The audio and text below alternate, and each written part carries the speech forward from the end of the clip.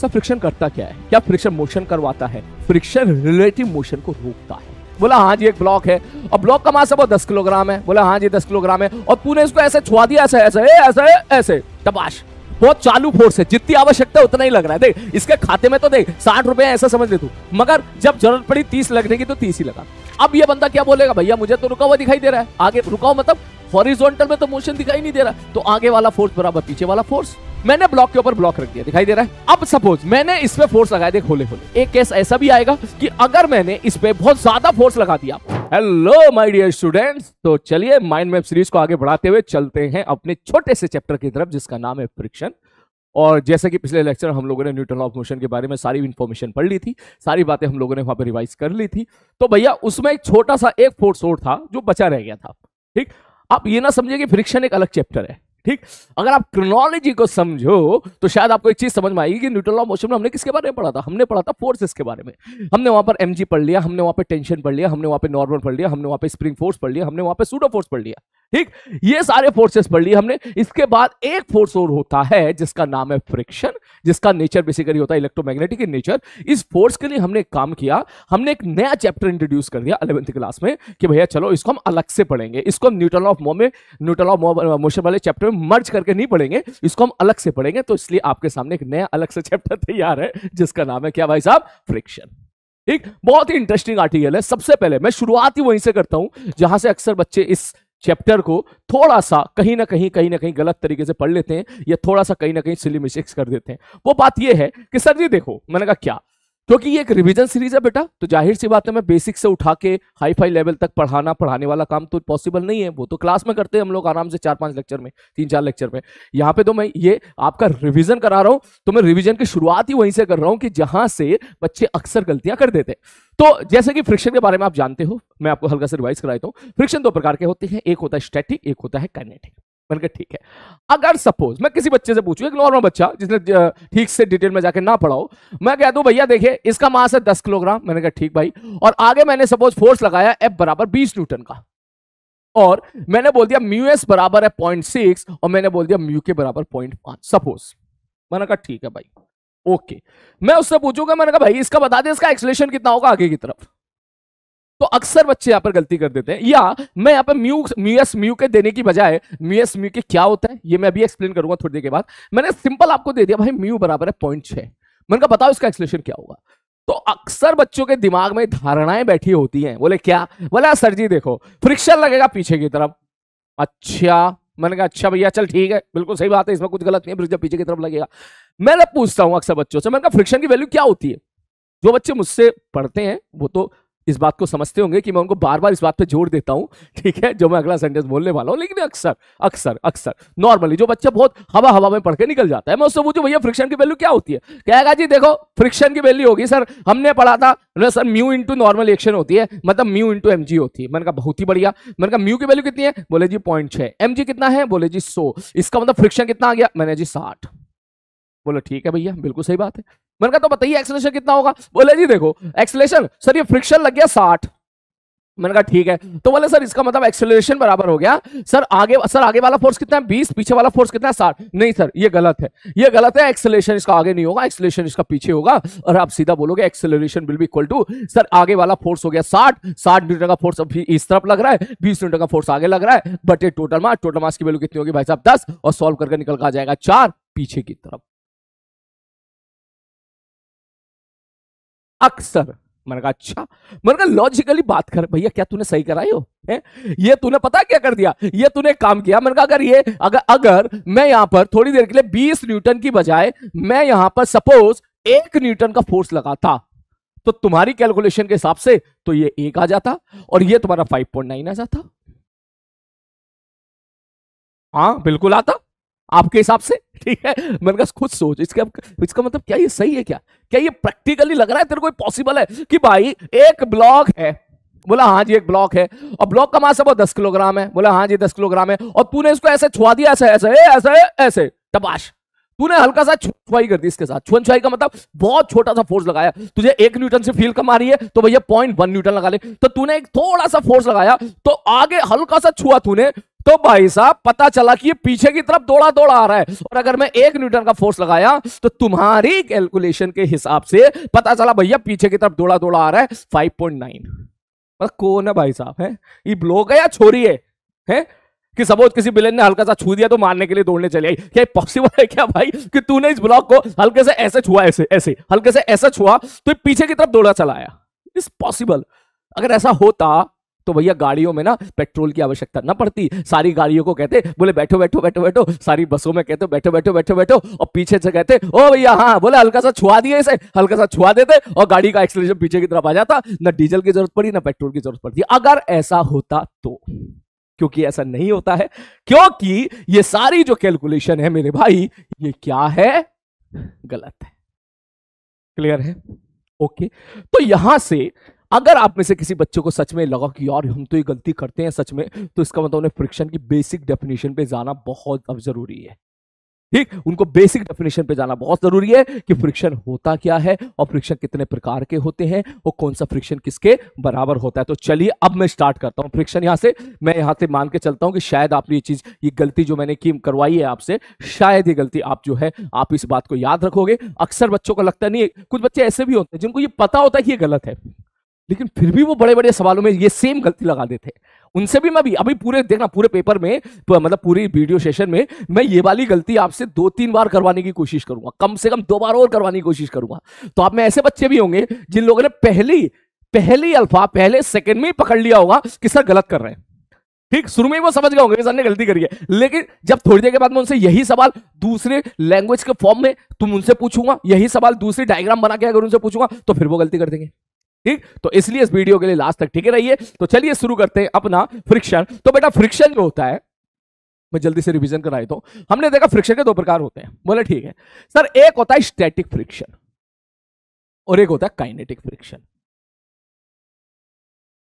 ठीक है, सबसे पहला प्रश्न, सर फ्रिक्शन करता क्या है? क्या फ्रिक्शन मोशन करवाता है? गलत, फ्रिक्शन मोशन नहीं करवाता है। आपको बोलना चाहिए इससे better statement, friction relative motion को रोकता है।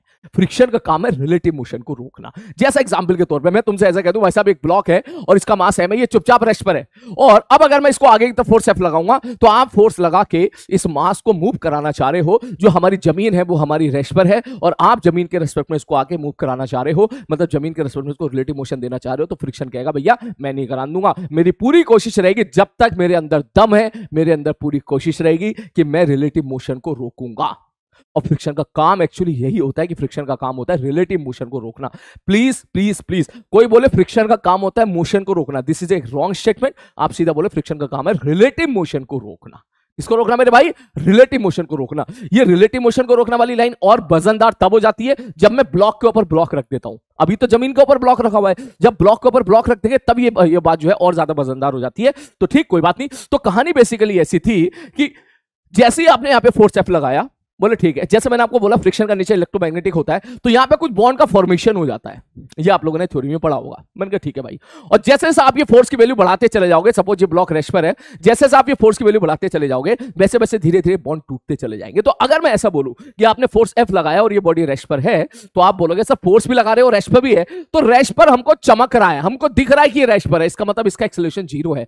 और अगर इसका एक्सेलरेशन 0 है तो इसका मतलब जाहिर सी बात है पीछे की तरफ एक फोर्स लगा होगा जिसका नाम होगा फ्रिक्शन, और फ्रिक्शन हमारा किसके बराबर हो गया होगा? एफ के बराबर हो गया होगा, तभी एक्सेलरेशन क्या हुआ है?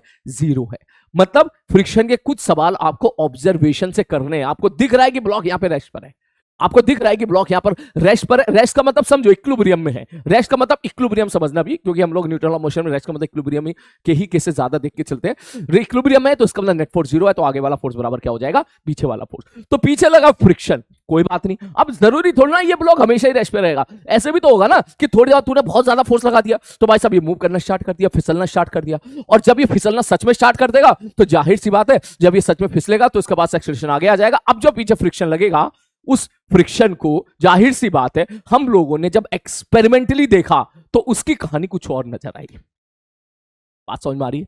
तो दोनों केसेस में जब एक बार ब्लॉक रेस्ट पर था, ठीक, और जब एक बार ब्लॉक मोशन कर रहा था, ठीक, दोनों केस में हम लोगों ने देखा कि फ्रिक्शन की जो वैल्यू थी उसमें हमको बड़ा इंटरेस्टिंग फैक्ट हमको देखने के लिए मिला। तो फिर हमने थ्योरी जनरेट करी और हमने बोला कि भाई साहब फ्रिक्शन दो प्रकार का होता है, एक होता है स्टैटिक और एक होता है काइनेटिक। अब मैं दोनों का एक्सप्लेन करता हूं। सबसे पहले स्टार्ट करता हूं काइनेटिक। बोला सर काइनेटिक फ्रिक्शन क्या होता है? मैंने कहा काइनेटिक फ्रिक्शन की जो वैल्यू होती है एक्सपेरिमेंटली हमको पता चला ये होती है म्यू के इनटू नॉर्मल रिएक्शन, और इसकी वैल्यू मेरे भाई कांस्टेंट होती है। और सर देख कोई सा भी फोर्स हो, चाहे नॉर्मल हो, चाहे एमजी हो, चाहे फ्रिक्शन हो, चाहे कोई सा भी फोर्स हो, फोर्स के बारे में तुझे बस दो इंफॉर्मेशन पता होना बहुत जरूरी है। बेसिकली दो नहीं तीन, मैं जो मोस्ट इंपॉर्टेंट चीज तो दो है। क्या सर? उसका मैग्नीट्यूड कितना है और उसकी डायरेक्शन क्या है, बस खत्म। और तीसरा कभी कभी जरूरत पड़ जाती है कि उसका point of application of force क्या है। क्या तीसरा हटा, दूसरे दो से ही तरह काम चल जाएगा। कोई सा ही फोर्स हो, चाहे फ्रिक्शन हो, चाहे नॉर्मल हो, चाहे एमजी हो, चाहे स्प्रिंग फोर्स हो, चाहे सूडो फोर्स हो, हर चीज में दो ही चीज इंपॉर्टेंट होती है। क्या सर? ये फोर्स कौन सा फोर्स की वैल्यू क्या है और फोर्स की डायरेक्शन क्या है। और यहां पर अगर मैं बात करूं काइनेटिक फ्रिक्शन की तो तू बोलेगा सर काइनेटिक फ्रिक्शन की वैल्यू होती है म्यू के इनटू एन, ये इसकी वैल्यू होती है, एक्सपेरिमेंटली फाइंड आउट है। मैंने कहा बिल्कुल सही बात है। और सर ये लगेगी कैसे? बोले सर ये लगेगी, सर इसको ऐसे लगाओ कि रिलेटिव मोशन अपोज हो। जैसे मैं तुझसे बोलूं भाई साहब एक मास एम है जो आगे 10 मीटर पर सेकंड से भाग रहा है, तो इसका मतलब जो इसमें फ्रिक्शन लग रहा होगा वो लग रहा होगा पीछे की तरफ। मैंने कहा ठीक है। अब बात आई कि सर काइनेटिक कब लगेगा, तो इसके लिए मैंने एक खोपचे में लाइन बड़ी बढ़िया लिखवा रखी है नोट्स में, मैं यहां पर बोल देता हूं कि जब भी कभी फिसला फिसली होगी, जब भी कभी फिसला फिसली होगी, फिसलन होगी, स्लिपिंग होगी, फ्रिक्शन हमेशा काइनेटिक लगेगा। बात समझ में आ रही है? तो जैसे कि मैं तुझसे यहां पर बोलूं क्या ब्लॉक ये सच में आगे फिसल रहा है? बोले हाँ सर सच में फिसल रहा है, आगे की तरफ भाग रहा है, इसका मतलब फ्रिक्शन पीछे लगेगा। और कैसा लगेगा मेरे भाई? काइनेटिक लगेगा। मैंने कहा ठीक है, मैं एक बार फिर से रिपीट कर देता हूं। काइनेटिक फ्रिक्शन का मतलब क्या हो गया? काइनेटिक फ्रिक्शन का मतलब हो गया कि ध्यान से सुनना कि जब भी कभी फिसला फिसली होगी, जब भी कभी स्लिपिंग हो रही होगी, जब भी कोई जो ब्लॉक है वो जमीन के ऊपर फिसल रहा होगा, जब भी कोई ब्लॉक है किसी प्लेटफॉर्म के ऊपर फिसल रहा होगा, जब भी कोई एक ब्लॉक किसी दूसरे ब्लॉक के ऊपर फिसल रहा होगा, फिसला फिसली हो रही होगी, तो फ्रिक्शन लगेगा काइनेटिक। और काइनेटिक फ्रिक्शन की वैल्यू कांस्टेंट होती है, उसकी वैल्यू होती है म्यू के इनटू एन। और अगर तेरा नॉर्मली बदलना स्टार्ट हो जाए तो अलग चीज है। तू कैसे नॉर्मल कैसे बदलना स्टार्ट हो सकता है? मैंने कहा देखा फ्लैट सरफेस है तो नॉर्मल एमजी के बराबर कोई दिक्कत नहीं है। मान ले मैं उबड़ खाबड़ ऐसे बना दूं कि अलग अलग जगह पे स्लोप अलग अलग है, तो अलग अलग जगह पे एमजी कॉस्टेट अलग अलग हो जाएगा, तो अलग अलग जगह पे नॉर्मल अलग अलग, तो वो केस अलग हो गया है। तो उसके बाद अगर हटा दें, हम सीधी सीधी बात करें कि भाई साहब हमारे सामने कुछ जैसे जमीन रखी हुई है या हमारे सामने ऐसे एंगल थीटा का कोई स्लोप है, इन दैट केस हम ऐसा बोलेंगे इन सारे केसेस में अगर फिसला फिसली हो रही होगी तो फ्रिक्शन कैसा लगेगा? काइनेटिक। उसके बाद फिर आता है sir static friction. Static friction में हम लोगों ने देखा कि ये बहुत चालू फोर्स होता है, ये एक वेरिएबल फोर्स होता है, ये एक सेल्फ एडजस्टिंग फोर्स होता है। ये बहुत चालू फोर्स होता है, वेरिएबल फोर्स होता है, सेल्फ एडजस्टिंग फोर्स होता है। ये अपनी तरफ से पूरी कोशिश करता है कि मैं उतना ही लगूं जितने की आवश्यकता है। कंजूस भी कह सकता है, ठीक है। जैसे एग्जांपल के तौर पे हम ऐसा बोले भाई, मान के चलो कि हमारे जो है कोई चाचा है सपोज, या पिताजी हैं, पिताजी के खाते में 1 लाख रुपए हैं सपोज। हमने कहा पापा बोले हाँ, बोले रुपए दे दो। बोले कितने? बोले 1000 रुपए दे दो।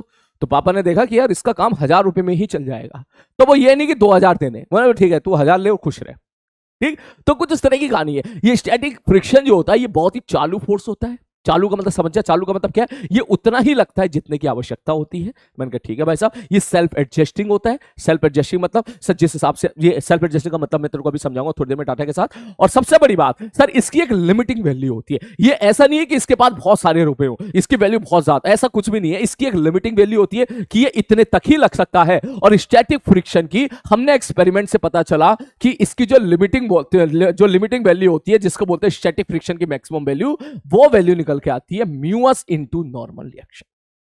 मतलब क्या है? मतलब की बात यह है कि जो आप म्यूएस इनटू नॉर्मल रिएक्शन बोलते हैं वो स्टैटिक फ्रिक्शन की वैल्यू नहीं होती है, वो स्टैटिक फ्रिक्शन की मैक्सिमम वैल्यू होती है। तो अगर मैं यहां से एक क्वेश्चन से आपको समझाने की कोशिश करूं, मैं अगर आपसे बोलूं भाई साहब ये है 10 किलोग्राम और यहां पे म्यूएस की वैल्यू मैंने बोल दी सपोज 0.6 और मैंने सपोज यहां पे फोर्स एफ लगाया, तो सबसे पहले अगर मैं इस सवाल में आपसे पूछूं कि what is the static friction की मैक्सिमम वैल्यू, आप बोलोगे 0.6 इंटू नॉर्मल रिएक्शन, जो कि एसओ, जो कि सॉल्व हो जाएगा, आ जाएगा 60। इसका मतलब समझो आप पहले, इस 60 का मतलब ये है कि आपको इस ब्लॉक पर इफेक्टिवली, आपको इस ब्लॉक पर, एक वर्ड यूज कर रहा हूं मैं यहां पर इफेक्टिवली, ये बुक्स में अक्सर नहीं मिलेगा देखने के लिए, लेकिन ये हम देसी भाषा में अपनी क्लास में इस्तेमाल करते हैं कि आपको इस ब्लॉक पर इफेक्टिवली 60 न्यूटन का फोर्स लगाना पड़ेगा कम से कम, तब तो ये ब्लॉक मूव करने के बारे में सोचेगा, वरना मूव नहीं करेगा। मतलब अगर आपने 60 या 60 से ज्यादा न्यूटन का फोर्स लगाया तब तो ये मूव करेगा, और अगर आपने 60 से कम का फोर्स लगाया तो फिर ये मूव नहीं करेगा। इसको मूव कराने के लिए कम से कम 60 न्यूटन का फोर्स चाहिए ही चाहिए। तो मैं अगर आपसे पूछूं कि भैया, मैं इसको थोड़ी जगह खाली कर रहा हूं, कि भैया मैंने जो फोर्स की वैल्यू थी, सपोज मैंने फोर्स लगा दिया 10 न्यूटन का। मैंने कहा ठीक है भाई साहब, 10 न्यूटन का फोर्स आपने लगा दिया। मैंने कहा भाई मुझे एक बात बता, ये मूव कितने पे करेगा? बोले तो 60 पे करेगा। तो मैंने कहा अच्छा, इसका मतलब फ्रिक्शन, ये तो श्योर है कि फ्रिक्शन पीछे की तरफ लगेगा। तो मैंने कहा भाई तू एक बात बता, तूने कितने न्यूटन का फोर्स लगाया? बोले 10 न्यूटन का लगाया। ये मूव कितने पे करेगा? 60 पे। कम से कम 60 लगाओगे तो मूव करेगा। तो इसका मतलब मूव तो कर ही नहीं रहा है, तो इसका मतलब एक्सीलरेशन क्या हो जाएगा इसका? 0। अच्छा, क्योंकि एक्सीलरेशन 0 है, नेट फोर्स 0 है, इसलिए आगे वाला फोर्स बराबर पीछे वाला फोर्स, इसलिए फ्रिक्शन की वैल्यू यहां पे कितनी हो गई? 10। और किधर लगी मेरे भाई? पीछे। तूने एक काम किया, तूने इस फोर्स की वैल्यू को बढ़ाकर 20 कर दिया। तो कहा भाई अब तो 20 लगाऊंगा मैं। मैंने कहा चल ठीक है, तूने 20 लगाया। मैंने प्रश्न पूछा क्या मूव करेगा? मूव करने के लिए कम से कम 60 चाहिए। कह मूव नहीं करेगा। मगर मूव नहीं करेगा तो इसका मतलब एक्सीलरेशन 0। अब एक्सीलरेशन 0 तो आगे वाला फोर्स पीछे वाला फोर्स, फ्रिक्शन कितना लगेगा? 20। किधर? पीछे। मैंने फिर एक काम और किया, मैंने फोर्स की वैल्यू सब लगा दी 30 न्यूटन। मैं कहूंगा मूव करेगा? बोले सर जी क्या कर रहे हो आप? 30 लगा लो, आप 40 लगा लो, आप 50 लगा लो, या आप 59.9999 लगा लो, कम से कम 60। सर 60 से कम लगाओगे तो ये ब्लॉक मूव नहीं करेगा। यही बेसिकली स्टैटिक फ्रिक्शन की मैक्सिमम वैल्यू कहना चाह रही है कि मुझे मूव कराने के लिए कम, ये ब्लॉक रेस्ट पर था शुरू में, इस बात का ध्यान रखना, ये ब्लॉक शुरू में रेस्ट पर था, ठीक, कि मुझे मूव कराने के लिए भैया कम से कम इतना फोर्स तो लगाओ, क्योंकि पीछे की तरफ वो सारे जो बॉन्ड बन गए थे उनको तोड़ने के लिए कम से कम इतने फोर्स की तो आवश्यकता है। तो अगर आप इतना फोर्स लगाओगे तो ये ब्लॉक मूव नहीं करेगा। एक्सीलरेशन क्या चमकेगा आपको? 0। इनिशियली रेस्ट पर है।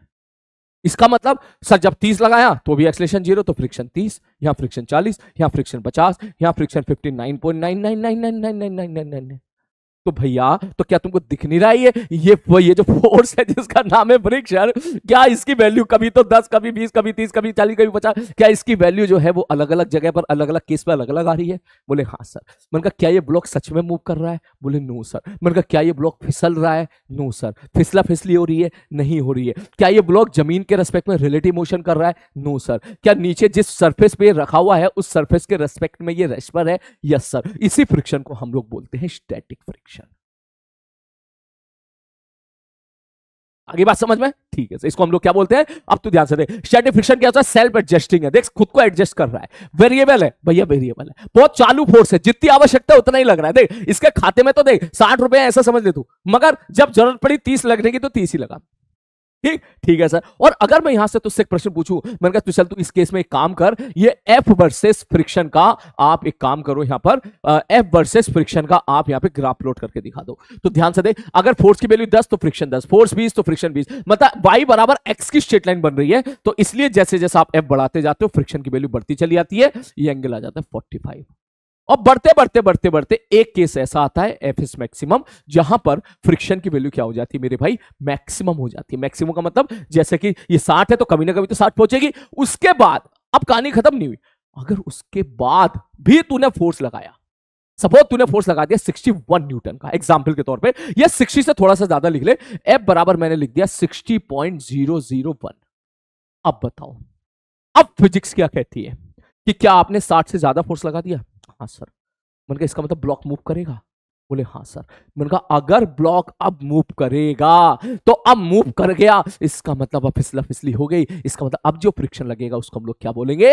Kinetic friction. तो मैं अगर थोड़ी देर के लिए कह दूंगा काइनेटिक फ्रिक्शन का कोएफिशिएंट की वैल्यू 0.5 है, तो फिर आप बोलोगे यस सर अब तो एक्सेलरेशन आएगा। मैं तुझसे पूछूं, मैंने कहा अब फ्रिक्शन कैसा लगेगा? बोले सर अब फ्रिक्शन लगेगा काइनेटिक। मैंने कहा काइनेटिक फ्रिक्शन कितना लगेगा? बोले काइनेटिक फ्रिक्शन की वैल्यू होती है म्यू के इनटू नॉर्मल एक्शन, तो काइनेटिक फ्रिक्शन की वैल्यू होगी 50। अब तू बड़े आराम से बोल सकता है कि सर आगे आपने फोर्स लगाया 60, ये जरूरत से ज्यादा जीरो लिख दिए, मैं समय बचाने के लिए 60.1 कर देता हूं केवल। आगे आपने फोर्स लगाया 60.1, पीछे लगा फ्रिक्शन जो कि काइनेटिक है 50 बटे टोटल मास है 10। इसका मतलब ये कितना आ गया, ये आ गया 10.10/10, 10.10 मतलब 1.01, ये इसका एक्सेलरेशन आ गया। मतलब यहां भी गलती होने के चांसेस है क्या, कि अगर एक बार ब्लॉक मूव कर गया ना, सपोज 60.1 लगाया, ब्लॉक मूव कर गया, और अगर ब्लॉक मूव कर गया तो अब फ्रिक्शन स्टैटिक नहीं लगेगा, मूव कर गया, मेरे अल्फाज को पकड़, मूव कर गया, मूव कर रहा है मतलब समझ, फिसल रहा है, फिसल रहा है तो फ्रिक्शन कैसा लगेगा, फ्रिक्शन कैसा लगेगा, काइनेटिक लगेगा। और काइनेटिक फ्रिक्शन की वैल्यू कितनी आई, 50, और जैसी मैंने फिर उसके बाद डाटा में वैल्यू पुट करी, आगे तूने लगा दिया 60.1 का, पीछे 50 लग गया, तूने सॉल्व करके एक्सेलरेशन निकाल लिया, इसका मतलब ये एक्सेलरेशन आ गया। तो यहां से एक्सपेरिमेंटली हमको पता चला कि एफ की वैल्यू बढ़ाने फ्रिक्शन की वैल्यू बढ़ती जाती फिर मैक्सिमम होती है। अब तू ध्यान से देख, बढ़ती गई 10, 20, 30, 40, 50, 60, 50, 51, 52, 53, 54, 55, 56, 60, ये ऑलमोस्ट जैसे 60 पहुंचा, देख 60 के बाद तुरंत मूव कर गया, 60 के बाद जैसे तुरंत मूव करा, फ्रिक्शन वैल्यू खटाक से कम हो गई। ठीक है, तो यहां पर यही होता है कि फ्रिक्शन वैल्यू खटाक से कम हो जाती है, और फिर उसके बाद हो जाती है काइनेटिक, फिर उसके बाद हो जाती है कांस्टेंट, इसी को बोलते हैं काइनेटिक फ्रिक्शन। और ये क्या था हमारा, स्टैटिक फ्रिक्शन। और ये क्या थी, ये सर ये आपने क्या बनाया, मैंने कहा ये टाइम ड्यूरेशन बहुत ही छोटा सा है। ठीक, टाइम ड्यूरेशन मतलब ये फोर्स का जो बेसिकली आप ऐसे समझो कि अगर आपने 59.9999 लगाया तो ग्राफ तेरा इस स्ट्रेट लाइन पे टंगा हुआ है, और जैसे आपने 60 से थोड़ा सा ज्यादा लगा दिया तो ग्राफ तेरा अब तेरा यहां पर आ गया। तो बहुत ही छोटा सा गैप थोड़ा सा आता है, थोड़ा सा नीचे आता है। तो अब इसमें कुछ बच्चे सोचेंगे तो सर क्या हमेशा म्यू के की वैल्यू म्यू एस से ज्यादा होगी? मैंने कहा भैया आइडियली थियोरेटिकली अगर अपन चले तो यस, जो म्यू एस की वैल्यू होती है वो म्यू के से हमेशा ज्यादा होती है, म्यू एस की वैल्यू हमेशा ज्यादा होती है, क्योंकि रखे हुए ब्लॉक पे बॉन्ड तोड़ना सारे के सारे ये थोड़ा सा मुश्किल काम है एज कंपेयर टू चलते हुए ब्लॉक के लिए बॉन्ड तोड़ना। ये सारी बातें आप जो है क्लास में पढ़ते हो, क्लियर है? तो मैंने भैया देख 15-20 मिनट में मैंने सारी चीज रिवाइज करा दी। अब मैं इस पे क्वेश्चंस करा देता हूं थोड़े से, मैं एक बार फिर से रिवाइज करा देता हूं। देख भैया, दो फ्रिक्शन होते हैं, एक स्टैटिक एक काइनेटिक। काइनेटिक फ्रिक्शन कब लगेगा, जब फिसला फिसली होगी। ठीक है, कब लगेगा, जब फिसला फिसली होगी। ठीक है, जब फिसला फिसली होगी तभी लगेगा। और कितना लगेगा, सब म्यू के इनटू नॉर्मल रिएक्शन, खत्म सवाल। फिसला फिसली मतलब मूव करेगा, फिसलेगा। ठीक, किसके रेस्पेक्ट में, जिस सरफेस के ऊपर रखा है उसके रेस्पेक्ट में। ये कंप्लीट सेंटेंस है जो मैंने बोला, जिस सरफेस के रेस्पेक्ट में रखा हुआ, जिस सरफेस के ऊपर रखा हुआ है उसके रेस्पेक्ट में अगर फिसल लगा तो काइनेटिक लगेगा। दूसरा कौन है, स्टैटिक। स्टैटिक सर कितना लगेगा, मैंने कहा ये नहीं बता सकते, ये क्वेश्चन पे डिपेंड करेगा। बोले ठीक है सर, ओके सर, ये बात समझ गए, स्टैटिक क्वेश्चन पे डिपेंड करेगा। और बताओ सर स्टैटिक फ्रिक्शन की वैल्यू क्या होती है? अरे भाई वेरिएबल वैल्यू होती है, सेम सवाल फिर से मत पूछो अलग फॉर्म में। ठीक, सर स्टैटिक फ्रिक्शन कितना लगेगा, स्टैटिक फ्रिक्शन की वैल्यू कितनी होती है सर, स्टैटिक, ये सब वेरिएबल है, डिपेंड करेगा केस क्या है, कि किस केस में क्या केस है, आप कितना फोर्स लगा रहे हो। जैसे इस सवाल के, इस क्वेश्चन के हिसाब से मैं पूछूं तो सर फिर इसमें है क्या स्टैटिक फ्रिक्शन में, पर स्टैटिक फ्रिक्शन में ये 4-5 बातें। सबसे पहली बात, इसकी एक मैक्सिमम वैल्यू होती है, वो मैक्सिमम वैल्यू होती है mu S into normal reaction. मैंने कहा चलो ठीक है, पहला केस हो गया। और बताओ, मैंने कहा और दूसरा, सर ये जो स्टैटिक फ्रिक्शन होता है ना, ये वेरिएबल फोर्स होता है, सेल्फ एडजस्टिंग फोर्स होता है, खत्म कहानी। और ये सर कब लगता है, जब फिसला फिसली नहीं होती है, ब्लॉक जिसके ऊपर रखा हुआ है तब, जिसके ऊपर रखा हुआ उसके रेस्पेक्ट में अगर नहीं फिसल रहा है तो इसका मतलब स्टैटिक लगेगा। मैं तेरे को डेमो दिखाता हूं, ठीक है? मेरे बैच के लोंडो का सबसे फेवरेट फोन है ये, जो वो तुड़वाने की कोशिश किए थे कभी, हंसी मजाक में, सीरियसली मजाक में। ठीक, तो अब ध्यान से देख, मैं यहां पर केस ले रहा हूं, देख मेरा हाथ ऐसे, मैं हाथ को देख ऐसे मूव कर रहा हूं, ठीक है? क्या तेरे को मोबाइल भी घूमता हुआ दिखाई दे रहा है? हाथ से मोबाइल घूमता चलता हुआ दिखाई दे रहा है, हाथ से मोबाइल भी चलता हुआ दिखाई दे रहा है। मैं तुझसे पूछूं क्या मेरे हाथ और मोबाइल के बीच में देख फिसला फिसली हो रही है? बोले नहीं हो रही है। मैंने कहा जब फिसला फिसली नहीं हो रही तो उसका फ्रिक्शन कैसा लग रहा है? बोले फ्रिक्शन लग रहा है यहां पर कैसा, स्टैटिक। कैसा फ्रिक्शन लग रहा है भाई साहब, स्टैटिक। क्लियर है? ठीक है। अब अगर मैं तुझसे ऐसा बोलूं, ध्यान से देख, कि मैंने मोबाइल को पकड़ के ऐसे पकड़ के खींचना शुरू कर दिया, तो अब क्या मेरे हाथ के रेस्पेक्ट में मोबाइल फिसल रहा है, हाथ से फिसल रहा है। अब फ्रिक्शन कैसा लगेगा, काइनेटिक। अब कैसा लग रहा होगा, क्यों फिसल रहा होगा। सर दोनों केस भी तो हो सकते हैं, मैंने कहा दोनों केस बिल्कुल हो सकते हैं। अच्छा मैं ऐसे ले लूं, ये ऐसे नीचे फिसल के आ रहा है, ऐसे नीचे फिसल के आ रहा है, ये फिसल के आया, तो अब कैसा लगा, काइनेटिक। ठीक, अच्छा मैं ऐसे करूं, ये फिसल भी रहा है और हाथ भी मूव कर रहा है मेरा, मतलब मेरा हाथ भी मूव कर रहा है और मेरे हाथ के रेस्पेक्ट में ये फिसल भी रहा है, ये वाला केस, तो अब कैसा लगेगा, काइनेटिक। बस तो तू ये देख फिसल रहा है या नहीं फिसल रहा है। और अगर मैं ऐसे मूव करूं, ऐसे,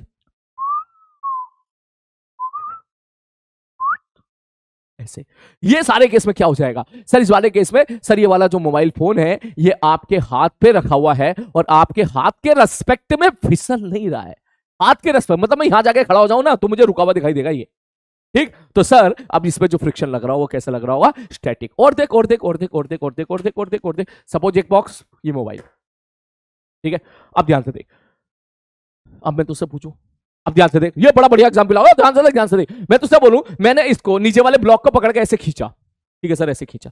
अब मैं तुझसे पूछूं, बोला फ्रिक्शन कैसा लग रहा होगा, तो तू बोलेगा सर किसके बीच में? अगर आप इस बॉक्स के और मेरे हाथ के बीच में बात करोगे तो मेरे हाथ के रेस्पेक्ट में बॉक्स मूव कर रहा है, इसलिए इस बॉक्स पर नीचे से जो फ्रिक्शन लगेगा वो होगा काइनेटिक। लेकिन अगर मैं मोबाइल फोन और बॉक्स के बीच में फ्रिक्शन पूछूं तो फिर तू बोलेगा सर वो हो जाएगा स्टैटिक, क्योंकि मोबाइल फोन आपका कैसा है, रुका हुआ है, इसके रेस्पेक्ट में रुका हुआ है, जमीन के रेस्पेक्ट में रुका नहीं। देख ध्यान से देख, तू अगर फोकस करेगा, ये देख मोबाइल को मैंने ऐसे रख दिया, मैं इसको अपनी तरफ आगे लेके जा रहा हूं, तेरे को मोबाइल भी आगे जाता दिखाई दे रहा है। अगर इस बॉक्स का एक्सेलरेशन ए है तो मोबाइल का एक्सेलरेशन भी ए है।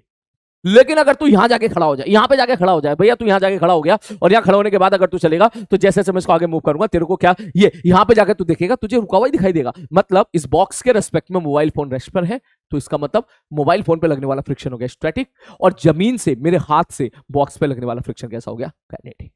आई होप तुझे यहां पर डायरेक्शन क्लियर हुई होंगी। ठीक है, एक मिनट होल्ड कर। हाँ भाई, तो अगर आपको ये क्लियर हो गया कि यस सर हम ये पहचान लेंगे, क्या कि हम ये पहचान लेंगे कि भाई साहब फ्रिक्शन स्टैटिक लग रहा है, काइनेटिक लग रहा है, आप सर बेफिक्र रहो, तो नीचे कमेंट बॉक्स में जरूर लिखें कि यस सर। बोले सर अब हम पहचान लेंगे कि काइनेटिक फ्रिक्शन और स्टैटिक फ्रिक्शन कब कब लगेगा। और एक बात और बता दूं बेटा, बाद में एक चैप्टर आता है रोटेशन, जिसमें हम लोग चैप्टर एक आर्टिकल पढ़ते हैं रोलिंग। रोलिंग में वो हो सके तो अभी याद कर लो, ठीक है, कि रोलिंग वाले केस में हमेशा फ्रिक्शन स्टैटिक लगता है। रोलिंग का मतलब होता है कि फिसला फिसली नहीं हो रही, और फिसला फिसली होती है तो फ्रिक्शन कैसा लगता है, काइनेटिक लगता है, और जब फिसला फिसली नहीं हो रही है तो इसका मतलब फ्रिक्शन कैसा लग रहा होगा, स्टैटिक लग रहा होगा। खैर रोलिंग वाली बातें तो हम लोग तब की तब देखेंगे जब हम लोग रोटेशन पढ़ेंगे। तो क्यों ना एक काम करें, मैं जितना मैंने बताया उस पर जल्दी से मैं कुछ क्वेश्चंस करवाता हूं, ध्यान से देखना जल्दी से। सबसे पहला सवाल, बोले सर बता दो, इसमें डाटा मैंने सेम रखा है, म्यू एस 0.6 म्यू के 0.5 मैंने सेम रखा है ताकि हमारा जो है थोड़ा सा समय बचे। मैं आपसे पूछूं भैया बता दे क्या होगा। बोले सर इन सारे केसेस में अगर अपन ध्यान से देखें, स्टैटिक फ्रिक्शन की मैक्सिमम वैल्यू तो सर 60 है, mu S into normal reaction, और जो काइनेटिक फ्रिक्शन है उसकी वैल्यू से 50 है। मैंने कहा ठीक है। मैंने कहा अगर मैं तुझसे पूछूं बता भैया इसका एक्सेलरेशन कितना होगा, बोले सब मूव कराने के लिए कम से कम 60 चाहिए, आप 20 लगा रहे हो, इसका मतलब एक्सेलरेशन 0 हो जाएगा, मूव नहीं करेगा, फ्रिक्शन लगेगा पीछे की तरफ, और वो लगेगा वैल्यू होगी इसकी 20, और वो होगा स्टैटिक, क्योंकि ये ब्लॉक फिसल नहीं रहा है। नेक्स्ट केस, अगर मैं आपसे बोलूं भाई मैंने 61 न्यूटन का लगा दिया, बोले फिसलने के लिए तो 60 चाहिए, आपने 61 लगा दिया, इसका मतलब यस सर फिसलेगा, इसका मतलब इसके पास आगे की तरफ एक्सेलरेशन ए आ जाएगा, और अगर फिसलेगा मूव करेगा तो फ्रिक्शन लगेगा काइनेटिक, मैंने यहां पे लिख दिया एफ के। दैट मींस इसका जो एक्सेलरेशन हो जाएगा वो हो जाएगा आगे वाला फोर्स माइनस पीछे वाला फोर्स। मेक श्योर पीछे वाला फोर्स 60 नहीं लिखना है, 50 लिखना है, क्योंकि अब ये मूव कर गया, फिसल गया तो फ्रिक्शन कैसे लगेगा, काइनेटिक बटे मास एम। मैंने कहा ठीक है, और जो फ्रिक्शन लगेगा उसकी वैल्यू कितनी हो जाएगी भाई साहब, 50। मैं अगर यहां पर तुमसे पूछूं, मैंने कहा भैया यहां पर बता दो कितना होगा, तुम क्या होगा सर ये 80 है, मूव कराने के लिए तो 60 चाहिए, तो मूव तो दौड़ के करेगा, तो एक्सेलरेशन विल भी आगे वाला फोर्स 80, पीछे वाला फोर्स 50, तो नेट फोर्स आ गया 30, और मास से 10, तो एक्सेलरेशन बराबर कितना आ जाएगा, 3। खत्म सवाल। नेक्स्ट, अब थोड़ा सा और चेंज करते हैं। जैसे मैंने आपको बोला था इसी सवाल में, ये जो डाटा मैंने यहां पे लिखा था, मैंने एक वर्ड इस्तेमाल किया था इफेक्टिवली, तो वो वर्ड को मैं अब कंटिन्यू करता हूं। क्या कि सर अगर यहां पे म्यू एस 0.6 है, म्यू के 0.5 है, 10 किलोग्राम का ब्लॉक है, तो उसको मूव कराने के लिए इफेक्टिवली 60 न्यूटन का फोर्स कम से कम चाहिए ही चाहिए, कम से कम इतना तो चाहिए इफेक्टिवली 60 न्यूटन का फोर्स चाहिए। अब जैसे मैं तुमसे प्रश्न पूछूं, मैंने कहा भैया इसमें बताना क्या कहानी है, बोले सर ये 100 है और ये 20 है। मैंने कहा ठीक है, ये 100 ये 20, इसका मतलब इफेक्टिवली कितना लगाया, बोले जी 80 लगाया, 80, तो क्या मूव करेगा, बोले हाँ सर मूव करेगा। क्यों, क्योंकि मूव करने के लिए कम से कम कितना चाहिए था, 60 चाहिए था, तो मूव करेगा। तो मैं तुमसे पूछूं भाई साहब ये बता कि मूव करेगा तो फ्रिक्शन कैसा लगेगा, कितना लगेगा, और एक्सेलरेशन क्या होगा, यही सवालों में पूछा जाता है। तो भाई सबसे पहले मैं आपको एक बढ़िया से ट्रिक बता रहा हूं। सोचो पहले पढ़ा था न्यूटन लॉ ऑफ मोशन, उसके बाद हमने पढ़ा था फ्रिक्शन। पहले क्या पढ़ा था, ऐसे सवालों में अक्सर बच्चों को दिक्कत आती है, बच्चा कंफ्यूज हो जाता है कि सर फ्रिक्शन किधर लगाऊं, आगे लगाऊं, पीछे लगाऊं, कहां लगाऊं, ठीक। और ऐसे सवाल के बाद फिर देख ऐसे सवाल भी तैयार हैं, तो समझ जा मेरी बात, इस प्रकार के क्वेश्चन भी तैयार है। तो उसके लिए बढ़िया सी एक लाइन में तो ये बोल रहा हूं, चाहे तो खूब चिमके लिख लेना। बोले पहले आता है न्यूटन लॉ ऑफ मोशन, फिर आता है फ्रिक्शन, तो दिमाग से पहले फ्रिक्शन को भूल जाओ। आप मान लो कि फ्रिक्शन है ही नहीं, क्योंकि फ्रिक्शन तो बाद में आया ना, पहले तो न्यूटन लॉ ऑफ मोशन पढ़ा हम लोगों ने फिजिक्स में। तो मान ले फ्रिक्शन नहीं है, अगर फ्रिक्शन नहीं है तो ये 100 और ये 20, इसका मतलब ये हुआ कि इफेक्टिवली ये कितना फोर्स लगा है सर, इफेक्टिवली लगा है 80 न्यूटन का फोर्स। तो 80 न्यूटन का फोर्स क्या चाहेगा, 80 न्यूटन का फोर्स चाहेगा 10 किलोग्राम वाले ब्लॉक को कि चल मेरे साथ चल, ठीक। अब ब्लॉक मूव करना चाहेगा, जब ब्लॉक मूव करना चाहेगा तब फ्रिक्शन कहेगा, पैरों में तो मैं हूं, पैरों में बेड़ियां पड़ी हुई है, ठीक है, तो फ्रिक्शन कहेगा मैं नहीं जान दूंगा, मैं रोकने की कोशिश करूंगा। मतलब आप ये कहानी समझो, फ्रिक्शन बाद में आया, पहले नेट फोर्स आया। इस सवाल में पहले नेट फोर्स लगा 80 न्यूटन का, नेट फोर्स 80 न्यूटन का, बोला ब्लॉक को कि चल बे चल, मैं 80 न्यूटन का लग रहा हूं, चल एक्सेलरेशन 8 प्रदान कर। ब्लॉक जैसे मूव करने की कोशिश करेगा, मूव करने के बारे में सोचेगा, तुरंत फ्रिक्शन कहेगा, उसके बाद मैं भी तो हूं। मतलब फ्रिक्शन पहले नहीं लगेगा, पहले ब्लॉक के मूव करने की टेंडेंसी आएगी, और जब ब्लॉक मूव करना चाहेगा फिर फ्रिक्शन कहेगा मैं नहीं जान दूंगा तुझे। समझ मेरी बात? ठीक, बस खत्म बात। ये जो बात मैंने बोली है बहुत बहुत बहुत डिटेल में जाके एक बात ये जो बोली है बहुत डिटेल में, बहुत अच्छी बात बोली है बेटा। कभी कभी कुछ सवाल आते हैं जिसमें आपको रस्सी, टेंशन, फ्रिक्शन सब दिया होता है, तब यहाँ इस चीज की कीमत आती है जो मैंने तेरे को बोला कि पहले ब्लॉक के मूव करने की टेंडेंसी है, उसके बाद फ्रिक्शन कहेगा मैं नहीं जान दूंगा। खैर लौट के वापस आओ। तो सर इस सवाल में मैंने कहा, इस सवाल में क्या सबसे पहले फ्रिक्शन को भूल जाओ, मान लो फ्रिक्शन मिक्शन कुछ भी नहीं है। ठीक है सर, ये 100 ये 20, इसका मतलब कितना लगा 80। ठीक है 80 लगा, 80 लगा तो फ्रिक्शन कितना है 60। सॉरी, फ्रिक्शन की मैक्सिमम वैल्यू कितनी है 60। इसका मतलब मूव करेगा, हाँ जी करेगा, बिल्कुल करेगा। किधर मूव करेगा? बोले फ्रिक्शन ना होता तो सर ये आगे की तरफ मूव करता, तो फ्रिक्शन ना होता तो ब्लॉक जिधर मूव करता उसके अपोजिट फ्रिक्शन लगा दे। मतलब इसमें फ्रिक्शन किधर लग जाएगा मेरे भाई? पीछे की तरफ। कैसा लगेगा? काइनेटिक। क्लियर है? अगर आपको कंफ्यूजन आए कि फ्रिक्शन की डायरेक्शन कैसे निकालनी है, तो कंफ्यूजन दूर करने की बस एक लाइन याद रख ले, फ्रिक्शन ना होता। सवाल अगर न्यूटन लॉ ऑफ मोशन का होता, अगर फ्रिक्शन ना होता और ब्लॉक जिधर मूव करता उसके अपोजिट फ्रिक्शन लगा दे, खत्म कहानी। फ्रिक्शन ना होता तो आगे जाता, इसका मतलब फ्रिक्शन पीछे लगा दे। मैंने कहा एक्सेलरेशन बोलो कितना होगा? बोले क्या आगे वाला फोर्स? मैंने कहा ठीक है भाई साहब, माइनस पीछे वाला फोर्स। मैंने कहा ठीक है, माइनस फ्रिक्शन जो कि कितना है 50 बटे टोटल मास कितना है 10। सॉल्व करके 3। और ये सब करने की जरूरत नहीं, तो डायरेक्टली बोल सकता है। बोले कैसे? बोले देखो सर 100 और 20 इफेक्टिवली 80 लगा, 80 लगा।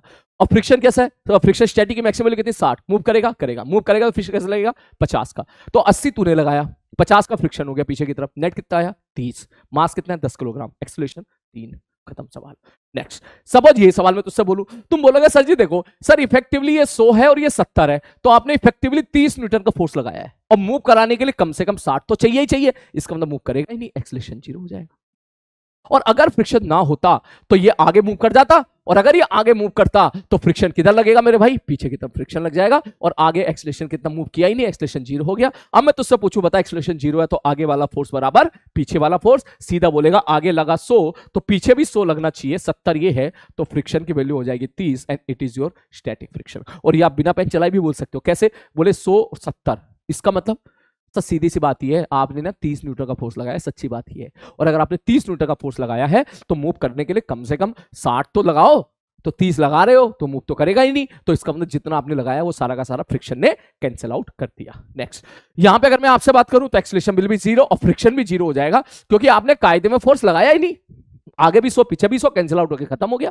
आपने फोर्स लगाया ही नहीं, इसका मतलब आप ये बात समझो, आपने फोर्स लगाया ही नहीं, इसका मतलब एक्सेलरेशन है ही नहीं। क्यों नहीं आया एक्सेलरेशन? अरे भाई फोर्स तो लगाओ कम से कम। जब फोर्स लगाओगे, ब्लॉक मूव करने के बारे में सोचेगा, तभी तो एक्सेलरेशन के बारे में कुछ बात होगी, तभी तो फ्रिक्शन के बारे में कुछ बात होगी। तो बेसिकली सबसे पहली बात, एफ नेट इज 0। आपने कोई फोर्स लगाया ही नहीं तो ब्लॉक के मूव करने की टेंडेंसी आई ही नहीं, और जब ब्लॉक की मूव करने की टेंडेंसी नहीं आई तो एक्सेलरेशन वहां पे साफ साफ दिख गया, 0 हो गया। फ्रिक्शन भी क्या हो गया? 0 हो गया। नेक्स्ट केस, उसी प्रकार से अगर मैं तुमसे सवाल पूछता न्यूटन लॉ ऑफ मोशन में, मैं तुमसे कहता म्यू बराबर 0 है तो बताओ एक्सेलरेशन कितना होगा? इसका एक्सेलरेशन नीचे ए है तो इसका एक्सेलरेशन आगे ए होगा। आप सीधा बोलोगे खींचने वाला फोर्स माइनस रोकने वाला फोर्स बटे टोटल मास, और एक्सेलरेशन की वैल्यू कितनी आ जाएगी? 5। मैंने कहा ठीक है। वही सेम सवाल अगर मैं यहां पर बोलूं तो आप बोलोगे सर खींचने वाला फोर्स 100 है और इस तरफ लग रहा होगा फ्रिक्शन, क्योंकि फ्रिक्शन ना होता तो ये भाई साहब नीचे की तरफ जाते, ये भाई साहब आगे की तरफ जाते, तो पीछे लगेगा फ्रिक्शन। अब ये भी सवाल भी ऐसे करो जैसे मैंने अभी समझाया। स्टैटिक फ्रिक्शन की मैक्सिमम वैल्यू कितनी है? 60। तो इसका मतलब मूव करने के लिए कम से कम कितने न्यूटन का फोर्स चाहिए? 60 न्यूटन का फोर्स चाहिए। आपने लगाया कितना है? 100 न्यूटन का लगाया। मूव करेगा? करेगा। कितना? बोले सर जी मूव करेगा, एक्सेलरेशन बराबर खींचने वाला फोर्स माइनस रोकने वाला फोर्स। अगर मूव करेगा तो काइनेटिक फ्रिक्शन लगेगा। काइनेटिक फ्रिक्शन की वैल्यू 50 है बटे टोटल मास 10 + 10, और यहां पे जो फ्रिक्शन की वैल्यू आ जाएगी वो कितनी आ जाएगी? 50। सेम सवाल। नेक्स्ट, अब अगर मैं इस सवाल में तुमसे पूछूं भैया यहां खींचने वाला फोर्स कितना है? 100, और रोकने वाला फोर्स आपने एक्सटर्नल फोर्स 70 लगा दिया। मैंने कहा ठीक है। अब ध्यान से सुनो, तो अब मैं तुझसे बोलूं कि बता एक्सेलरेशन कितना होगा, टेंशन कितना होगा। अच्छा ये टेंशन भी पूछ सकता है। मैं तुझसे पूछूं भैया टेंशन बता दे, टेंशन कितनी होगी? अब तू लिख लेगा सर नीचे वाला फोर्स माइनस ऊपर वाला फोर्स बराबर मास इंटू एक्सेलरेशन। आप इसमें एक्सेलरेशन की वैल्यू पुट करके टेंशन भी निकाल सकते हो। ठीक है, ठीक। अब सपोज मैंने सवाल पूछा, मैंने कहा भैया इसमें बता दे क्या कहानी होगी। तू कहेगा सर दिमाग से पहले फ्रिक्शन को निकाल दो, निकाल दिया। नीचे खींचने वाला फोर्स 100 है, रोकने वाला फोर्स 70 है, तो इफेक्टिवली आपने कायदे में 30 न्यूटन का फोर्स लगाया है इफेक्टिवली। ठीक है सर, मूव करने के लिए कितना चाहिए था? 60 न्यूटन का फोर्स चाहिए था। तो मूव करने के लिए 60 न्यूटन का फोर्स चाहिए था, लगा रहे हो आप 30, तो मूव तो नहीं करेगा। इसका मतलब आपको पता चल गया एक्सेलरेशन 0 है। अगर एक्सेलरेशन 0 है तो इसका मतलब इस वाले केस में नीचे वाला फोर्स बराबर ऊपर वाला फोर्स, ऊपर वाला फोर्स हो गया टेंशन, टेंशन की वैल्यू 100 हो गई, और इधर भी लगेगा 100। अब तुझसे बोल भैया इधर 70 इधर 100, तो इसका मतलब, बोले सर इसका मतलब ये है, और ये भी, इसका भी एक्सेलरेशन 0 है, तो सर पीछे की तरफ फ्रिक्शन लगेगा 30 न्यूटन का। खत्म कहानी, हो गया सवाल। या आप इसको ऐसे भी कर लो, खींचने वाला फोर्स को 70, 100, रोकने वाला कितना है? 70। एक्सेलरेशन 0 है तो खींचने वाला बराबर रोकने वाला, अगर खींचने वाला 100 है तो रोकने वाला भी 100 होना चाहिए, और अगर 70 है तो इसका मतलब कितना हो जाएगा? ये 30 हो जाएगा। यही सवाल अगर मैं थोड़ा सा और दूसरे तरीके से दूं, ध्यान से देखना, मैं तुझसे बोलूं भाई साहब 10 किलोग्राम का मास था, और मैंने यहां पे लटका के यहां पे लटका दिया 10 किलोग्राम का मास एक और। मैंने सेम डाटा दे दिया, म्यू एस बराबर 0.6, म्यू के बराबर 0.5। मैंने बोला इधर मैंने फोर्स लगा दिया सपोज 120 न्यूटन का। मैंने बोलूं अब बोलो क्या कहानी होगी? आप बोलोगे सर जी देखो नीचे लग रहा है 100 न्यूटन का। मैंने कहा ठीक सर, दिमाग से फ्रिक्शन को निकाल दो, ये 120 और ये 100, तो इफेक्टिवली आपने 20 न्यूटन का फोर्स लगाया है। मूव करने के लिए कितना चाहिए? सब 0.6 चाहिए। मूव तो नहीं करेगा, मूव नहीं करेगा, इसका मतलब एक्सेलरेशन क्या हो जाएगा? 0। एक्सेलरेशन 0 तो खींचने वाला फोर्स बराबर रोकने वाला फोर्स, इसका भी एक्सेलरेशन 0 हो जाएगा। अगर एक्सेलरेशन 0 हो गया तो इसका मतलब यहां पे टेंशन बराबर 100 हो जाएगी, और यहां पर भी टेंशन बराबर क्या हो जाएगी? 100। अगर फ्रिक्शन ना होता तो 120 वाला इसको इधर पकड़ के खींच देता, इसका मतलब फ्रिक्शन लग रहा होगा इधर, और कितना लग रहा होगा ताकि इस पर नेट फोर्स 0 हो जाए? 20 लग रहा होगा। हो गया।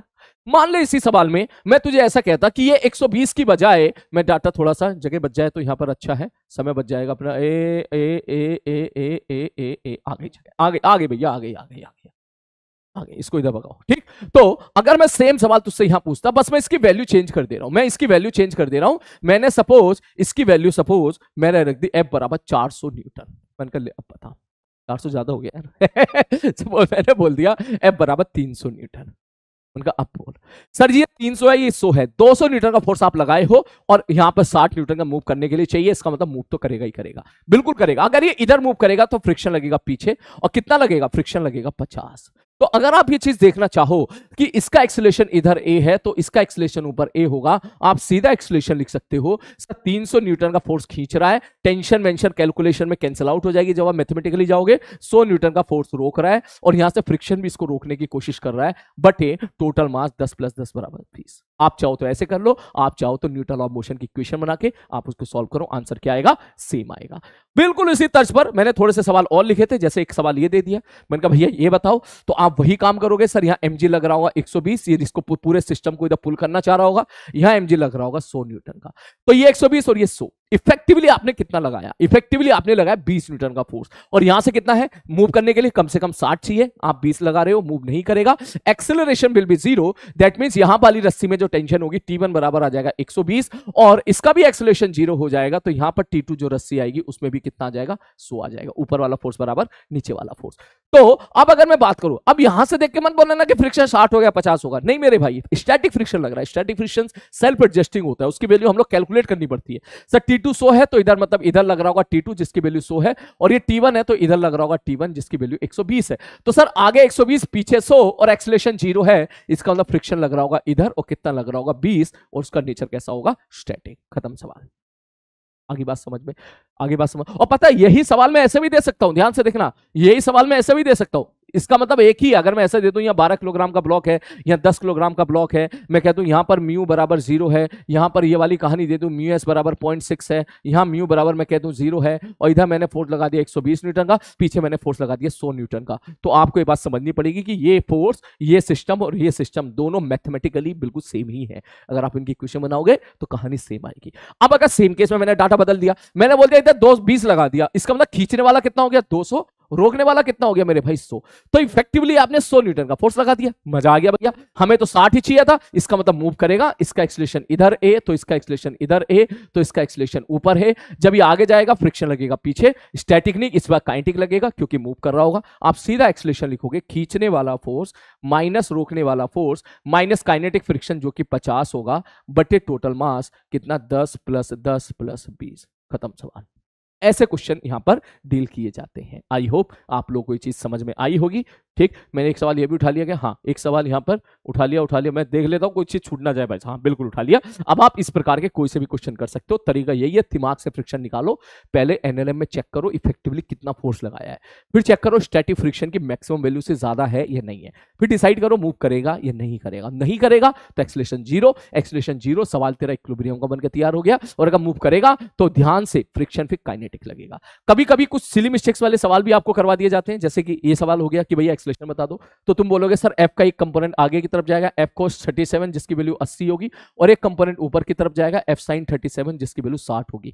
नीचे लग रहा होगा सर mg, मैंने कहा ठीक है, ऊपर लग रहा होगा सर नॉर्मल, और पीछे लग रहा होगा फ्रिक्शन। मैं आपसे कह दूं एक्सेलरेशन बता दो, तो एक्सेलरेशन बच्चे लिखते हैं एक्सेलरेशन बराबर आगे वाला फोर्स माइनस पीछे वाला फोर्स बटे मास m, जो कि सही है, इसमें कोई गलती नहीं है। अब गलती हो जाती है कि बच्चा friction μs into normal reaction लिखता है, या सपोज म्यू 0.5 दे दिया तो इसका मतलब है म्यू एस म्यू के दोनों की वैल्यू सेम है।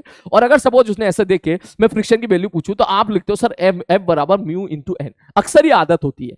तो पहली बात तो आपको क्लियर होना चाहिए, ये फ्रिक्शन की वैल्यू नहीं है, स्टैटिक फ्रिक्शन की मैक्सिमम वैल्यू है, या यही काइनेटिक फ्रिक्शन की वैल्यू है।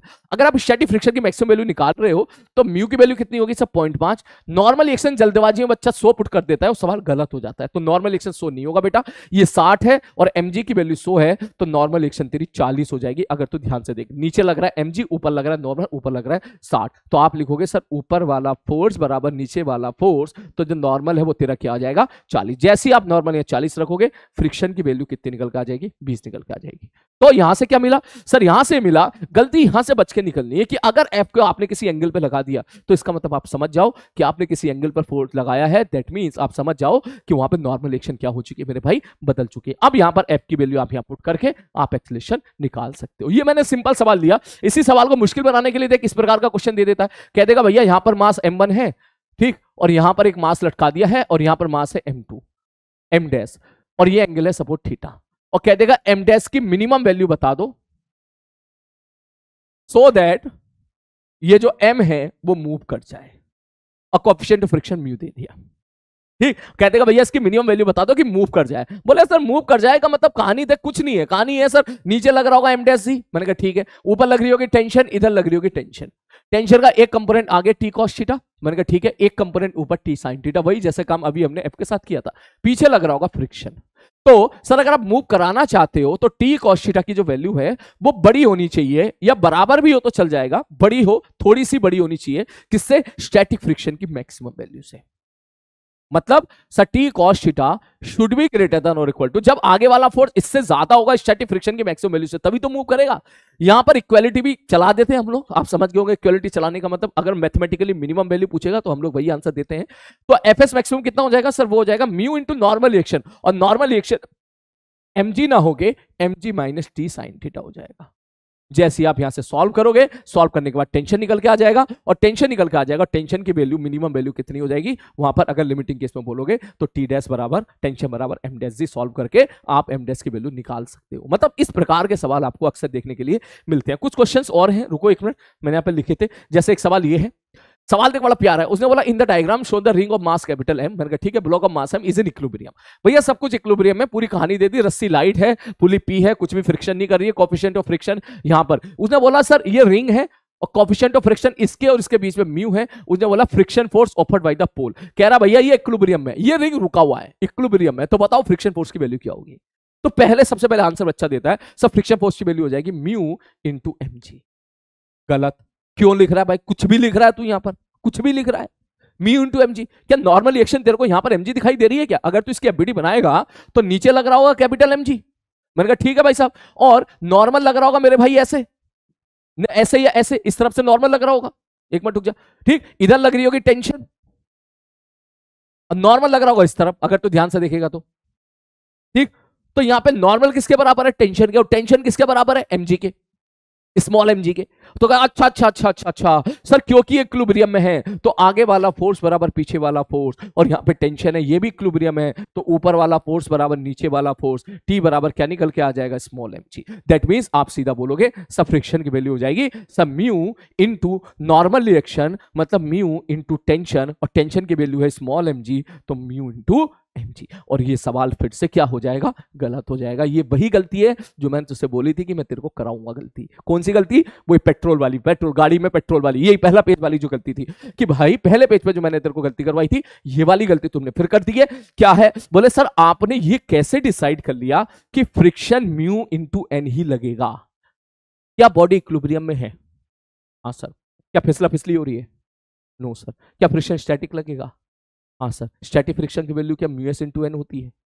नहीं नहीं नहीं, स्टैटिक फ्रिक्शन की तो ये मैक्सिमम वैल्यू होती है। मैंने कहा फिर कैसे करेंगे? मैंने कहा फिर दिमाग लगाएंगे। क्या ये ब्लॉक इक्विलिब्रियम पे है?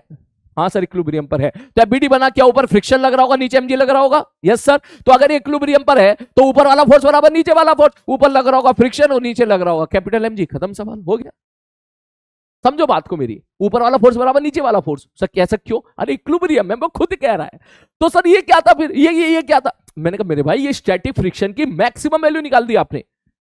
जरूरी थोड़ी ना इतनी ही लग रही होगी, लगेगी तो उतनी जितनी आवश्यकता है। जैसे कि मैं इस सवाल में तुझसे पूछ लेता, ये जो सवाल था जो मैंने पहला क्वेश्चन ये पूछा था, ये वाला, इस वाले क्वेश्चन में तुमने ये निकाल के खुश हो गए तुम। ठीक, ये क्या था? ये क्या था? अरे 20 न्यूटन का फोर्स लगाओगे तो एक्सेलरेशन तो जीरो है ना, इक्विलिब्रियम में है। ठीक, तो यहां आपका एक्सेलरेशन जीरो चमक गया, तो आगे वाला फोर्स बराबर पीछे वाला फोर्स, तो फ्रिक्शन की वैल्यू आपने 20 कर दी। तो बिल्कुल इसी प्रकार मेरे भाई उसने यहां पे साफ साफ बोल दिया कि मासेस आर इन इक्विलिब्रियम। तो क्या रिंग भी इक्विलिब्रियम पर है? बोले हाँ। तो ऊपर वाला फोर्स बराबर नीचे वाला फोर्स, दैट मींस दोनों फोर्स क्या हो जाएंगे मेरे भाई? बैलेंस हो जाएंगे। आई बात समझ में? ऐसी छोटी छोटी गलतियां क्या होती है यहां पर, होती रहती है। ठीक, इस गलतियों का ध्यान रखें बेटा। ठीक, सपोज क्वेश्चन आपके सामने ऐसा दिया होता कि मैंने क्वेश्चन यहां पे पहले से लिख दिया है समय बचाने के लिए, कि मान लो एक ट्रॉली है, ट्रॉली आगे एक्सेलरेशन के साथ जा रही है, यहां पर एक खंबा है या पोल है, और यहां पर आपने एक छोटा सा रिंग फंसा दिया और ये पूछा कि find the time taken by ring या बीड जो भी होता है मोती टू रीच बी फ्रॉम ए। भाई साहब यहां से छोड़ दिया तो ये मोती नीचे की तरफ गिरेगा, जाहिर सी बात है नीचे क्यों गिरेगा? क्योंकि नीचे एमजी फोर्स लग रहा होगा। तो उसने पूछा बताओ नीचे कितनी देर में आ जाएगा। अगर ऐसे क्वेश्चन हो तो आई थिंक ये बहुत अच्छा सवाल है तो सिंपल सवाल, मुश्किल सवाल तो नहीं है, लेकिन बहुत अच्छा क्वेश्चन है। इसमें सारे कंसेप्ट, बहुत सारे कंसेप्ट यहाँ पर रिवाइज हो जाते हैं आपके, या आपके यहाँ पर फ्रिक्शन का कंसेप्ट रिवाइज हो जाता है, सूडो फोर्स का कंसेप्ट रिवाइज हो जाता है। तो सवाल ये है कि बताओ उसको ऊपर से नीचे आने में कितना देर लगेगा। अब तू बोलेगा सर देखो, अगर जमीन से देखेंगे तो ये मोती हमको नीचे भी आता हुआ दिखाई दे रहा है, क्वेश्चन वाला कह रहा है, और क्योंकि पूरी गाड़ी आगे जा रही है और ये पोल इस गाड़ी पे फिक्स है, तो मोती के पास आगे भी एक्सेलरेशन है और नीचे भी एक्सेलरेशन है। मैंने कहा ठीक है, तो थोड़ा सा सर इसको थोड़ा सा एनालाइज करना थोड़ा मुश्किल सा तो हो ही रहा है, तो सर एक काम करो, क्यों ना यहां पे जाके बैठ जाओ। मैंने कहा ठीक है भैया बैठ गए, बस बैठने से पहले क्या देना पड़ेगा? किराया, सूडो फोर्स। इसका मतलब सूडो फोर्स किधर दोगे? सब पीछे की तरफ, m इंटू ए। मैंने कहा करेक्ट है। मान के चल किसी टाइम पर ये जो मोती है, मैं इस मोती का डायग्राम यहां बनाए, तो मान के चल ये यहां पर आ गया। ठीक, समय बचाने के लिए मैं यही बना देता हूं। तो पीछे की तरफ आप लगाओगे सूडो फोर्स जिसकी वैल्यू होगी m इंटू ए। सूडो फोर्स आपने लगा दिया, अब बिल्कुल निश्चिंत हो जाओ, अब आप अपनी कैलकुलेशन कर सकते हो, आप कोई भी गलती नहीं करोगे। ठीक है सर। अगला, सर एफबीडी बनाओ तभी तो पता चलेगा। सर नीचे की तरफ लग रहा होगा mg, अगर फ्रिक्शन ना होता तो ये नीचे फिसल के आ जाता, इसका मतलब जो फ्रिक्शन विक्शन लग रहा होगा वो लग रहा होगा सर ऊपर की तरफ f, क्योंकि फिसला फिसली हो रही है तो फ्रिक्शन लगेगा काइनेटिक। मैंने कहा ठीक है भाई साहब। मैंने कहा और क्या तेरे को ये इसका मोशन बिल्कुल ऐसा आता हुआ दिखाई देगा? ऐसा देख, अगर मैं खड़ा हो जाऊं यहां जाके तो मुझे इस मोती का मोशन ऐसा आता हुआ दिखाई देगा, देख ऐसा, मतलब ना आगे जाता दिख रहा है ना पीछे दिख रहा है, मुझे तो ऐसे दिख रहा है, बस ऐसे ऊपर से नीचे आता हुआ दिखाई दे रहा है। इसका मतलब मेरे रेस्पेक्ट में तो वन डायमेंशन मोशन कर रहा है, नीचे की तरफ आ रहा है, इसका एक्सेलरेशन नीचे की तरफ है, इसका मतलब हॉरिजॉन्टल में मेरे लिए तो इक्विलिब्रियम में है। तो इसका मतलब इस एम ए सूडो फोर्स को किसने कैंसिल आउट किया होगा? बोले किसने कैंसिल आउट किया? बोले इधर से लगने वाले नॉर्मल रिएक्शन ने, तो इधर से यहां से नॉर्मल लगा होगा जिसको मैंने आगे शिफ्ट कर दिया है। अब ये बंदा क्या बोलेगा? भैया मुझे तो रुका हुआ दिखाई दे रहा है, आगे रुका हुआ मतलब हॉरिजॉन्टल में तो मोशन दिखाई नहीं दे रहा, तो आगे वाला फोर्स बराबर पीछे वाला फोर्स। मैंने कहा ठीक है भाई साहब। और नीचे? बोले सर नीचे तो एक्सेलरेशन ए दिखेगा ही मुझे इसका। मैंने कहा एक्सेलरेशन बता कितना होगा? तुम बोलोगे एक्सेलरेशन चमकेगा नीचे वाला फोर्स माइनस ऊपर वाला फोर्स बटे मास m। खत्म कहानी। अब मैं तुमसे पूछूं व्हाट इज एफ? बोले सर फ्रिक्शन है। फ्रिक्शन कैसा है? सर काइनेटिक है। काइनेटिक फ्रिक्शन वैल्यू कितनी होगी? सब म्यू इनटू एन हो जाएगी। दैट मींस आप लिख सकते हो mg minus mu into normal reaction, और नॉर्मल रिएक्शन की वैल्यू किसके भाई साहब? m इनटू ए के बराबर बटे m। ये आपका एक्सेलरेशन निकल के आ गया। अब ये ए को धाड़ धाड़ इसको सॉल्व करके काट मत देना, ये ए डैश है, आप समझो मेरी बात को, ये नीचे वाला एक्सेलरेशन है, एक्सेलरेशन इन वाई डायरेक्शन है। अगर बंदे का एक्सीलरेशन वाई डायरेक्शन में इतना है और मैं आपसे पूछूं, मैंने कहा भैया बताना यहां से लेकर यहां तक आने में उसको कितना टाइम लगेगा, तो ध्यान से देख, mg कांस्टेंट है, फ्रिक्शन काइनेटिक लग रहा है जो कि कांस्टेंट है, तो एक्सीलरेशन कांस्टेंट आ गया, और एक्सीलरेशन कांस्टेंट आ गया, इक्वेशन ऑफ मोशन तू लगा सकता है क्या, तो सीधा लिखेगा s बराबर ut plus half a dash into T square. ये जो a डैश आया है, a डैश y वाला, इसको उठा गया तो यहां पर वैल्यू पुट कर दे, सॉल्व करके h अगर गिवन हो तो आप ये वक्त निकाल सकते हो कितनी देर में ये मोती नीचे आ जाएगा। 500 में। तो ऐसे क्वेश्चन पूछे जाते हैं, शायद आप ये नोटिस कर पा रहे हो कि एडिशनल फोर्स और आ गया, बस खत्म कहानी। और थोड़ा सा आगे बढ़ते हैं। नेक्स्ट, कभी कभी ये कहानी इंक्लाइन पे पूछ लेता है, जैसे याद करो, अगर मैं कहता ये फ्रिक्शनलेस है, बताओ इसका एक्सीलरेशन नीचे कितना होगा, आप सीधा लिखते थे सर खींचने वाला फोर्स माइनस रोकने वाला फोर्स, रोकने वाला फोर्स हो जाएगा सर mg sin 37, जिसकी वैल्यू कितनी हो जाएगी 60 बटे टोटल मास जो कि हो जाएगा 20। अब वो क्या देगा, सर फ्रिक्शन दे दिया हमने, मैंने कहा फ्रिक्शन दे दिया तो कोई बात नहीं, सर इधर कौन लग रहा होगा, सर इधर लग रहा होगा mg sin थीटा, और इधर ही लग रहा होगा फ्रिक्शन। mg sin थीटा की वैल्यू कितनी हो जाएगी, सर 37 है, और sin 37 mg sin theta, mg की वैल्यू 100 है, तो ये आ जाएगा सर 60।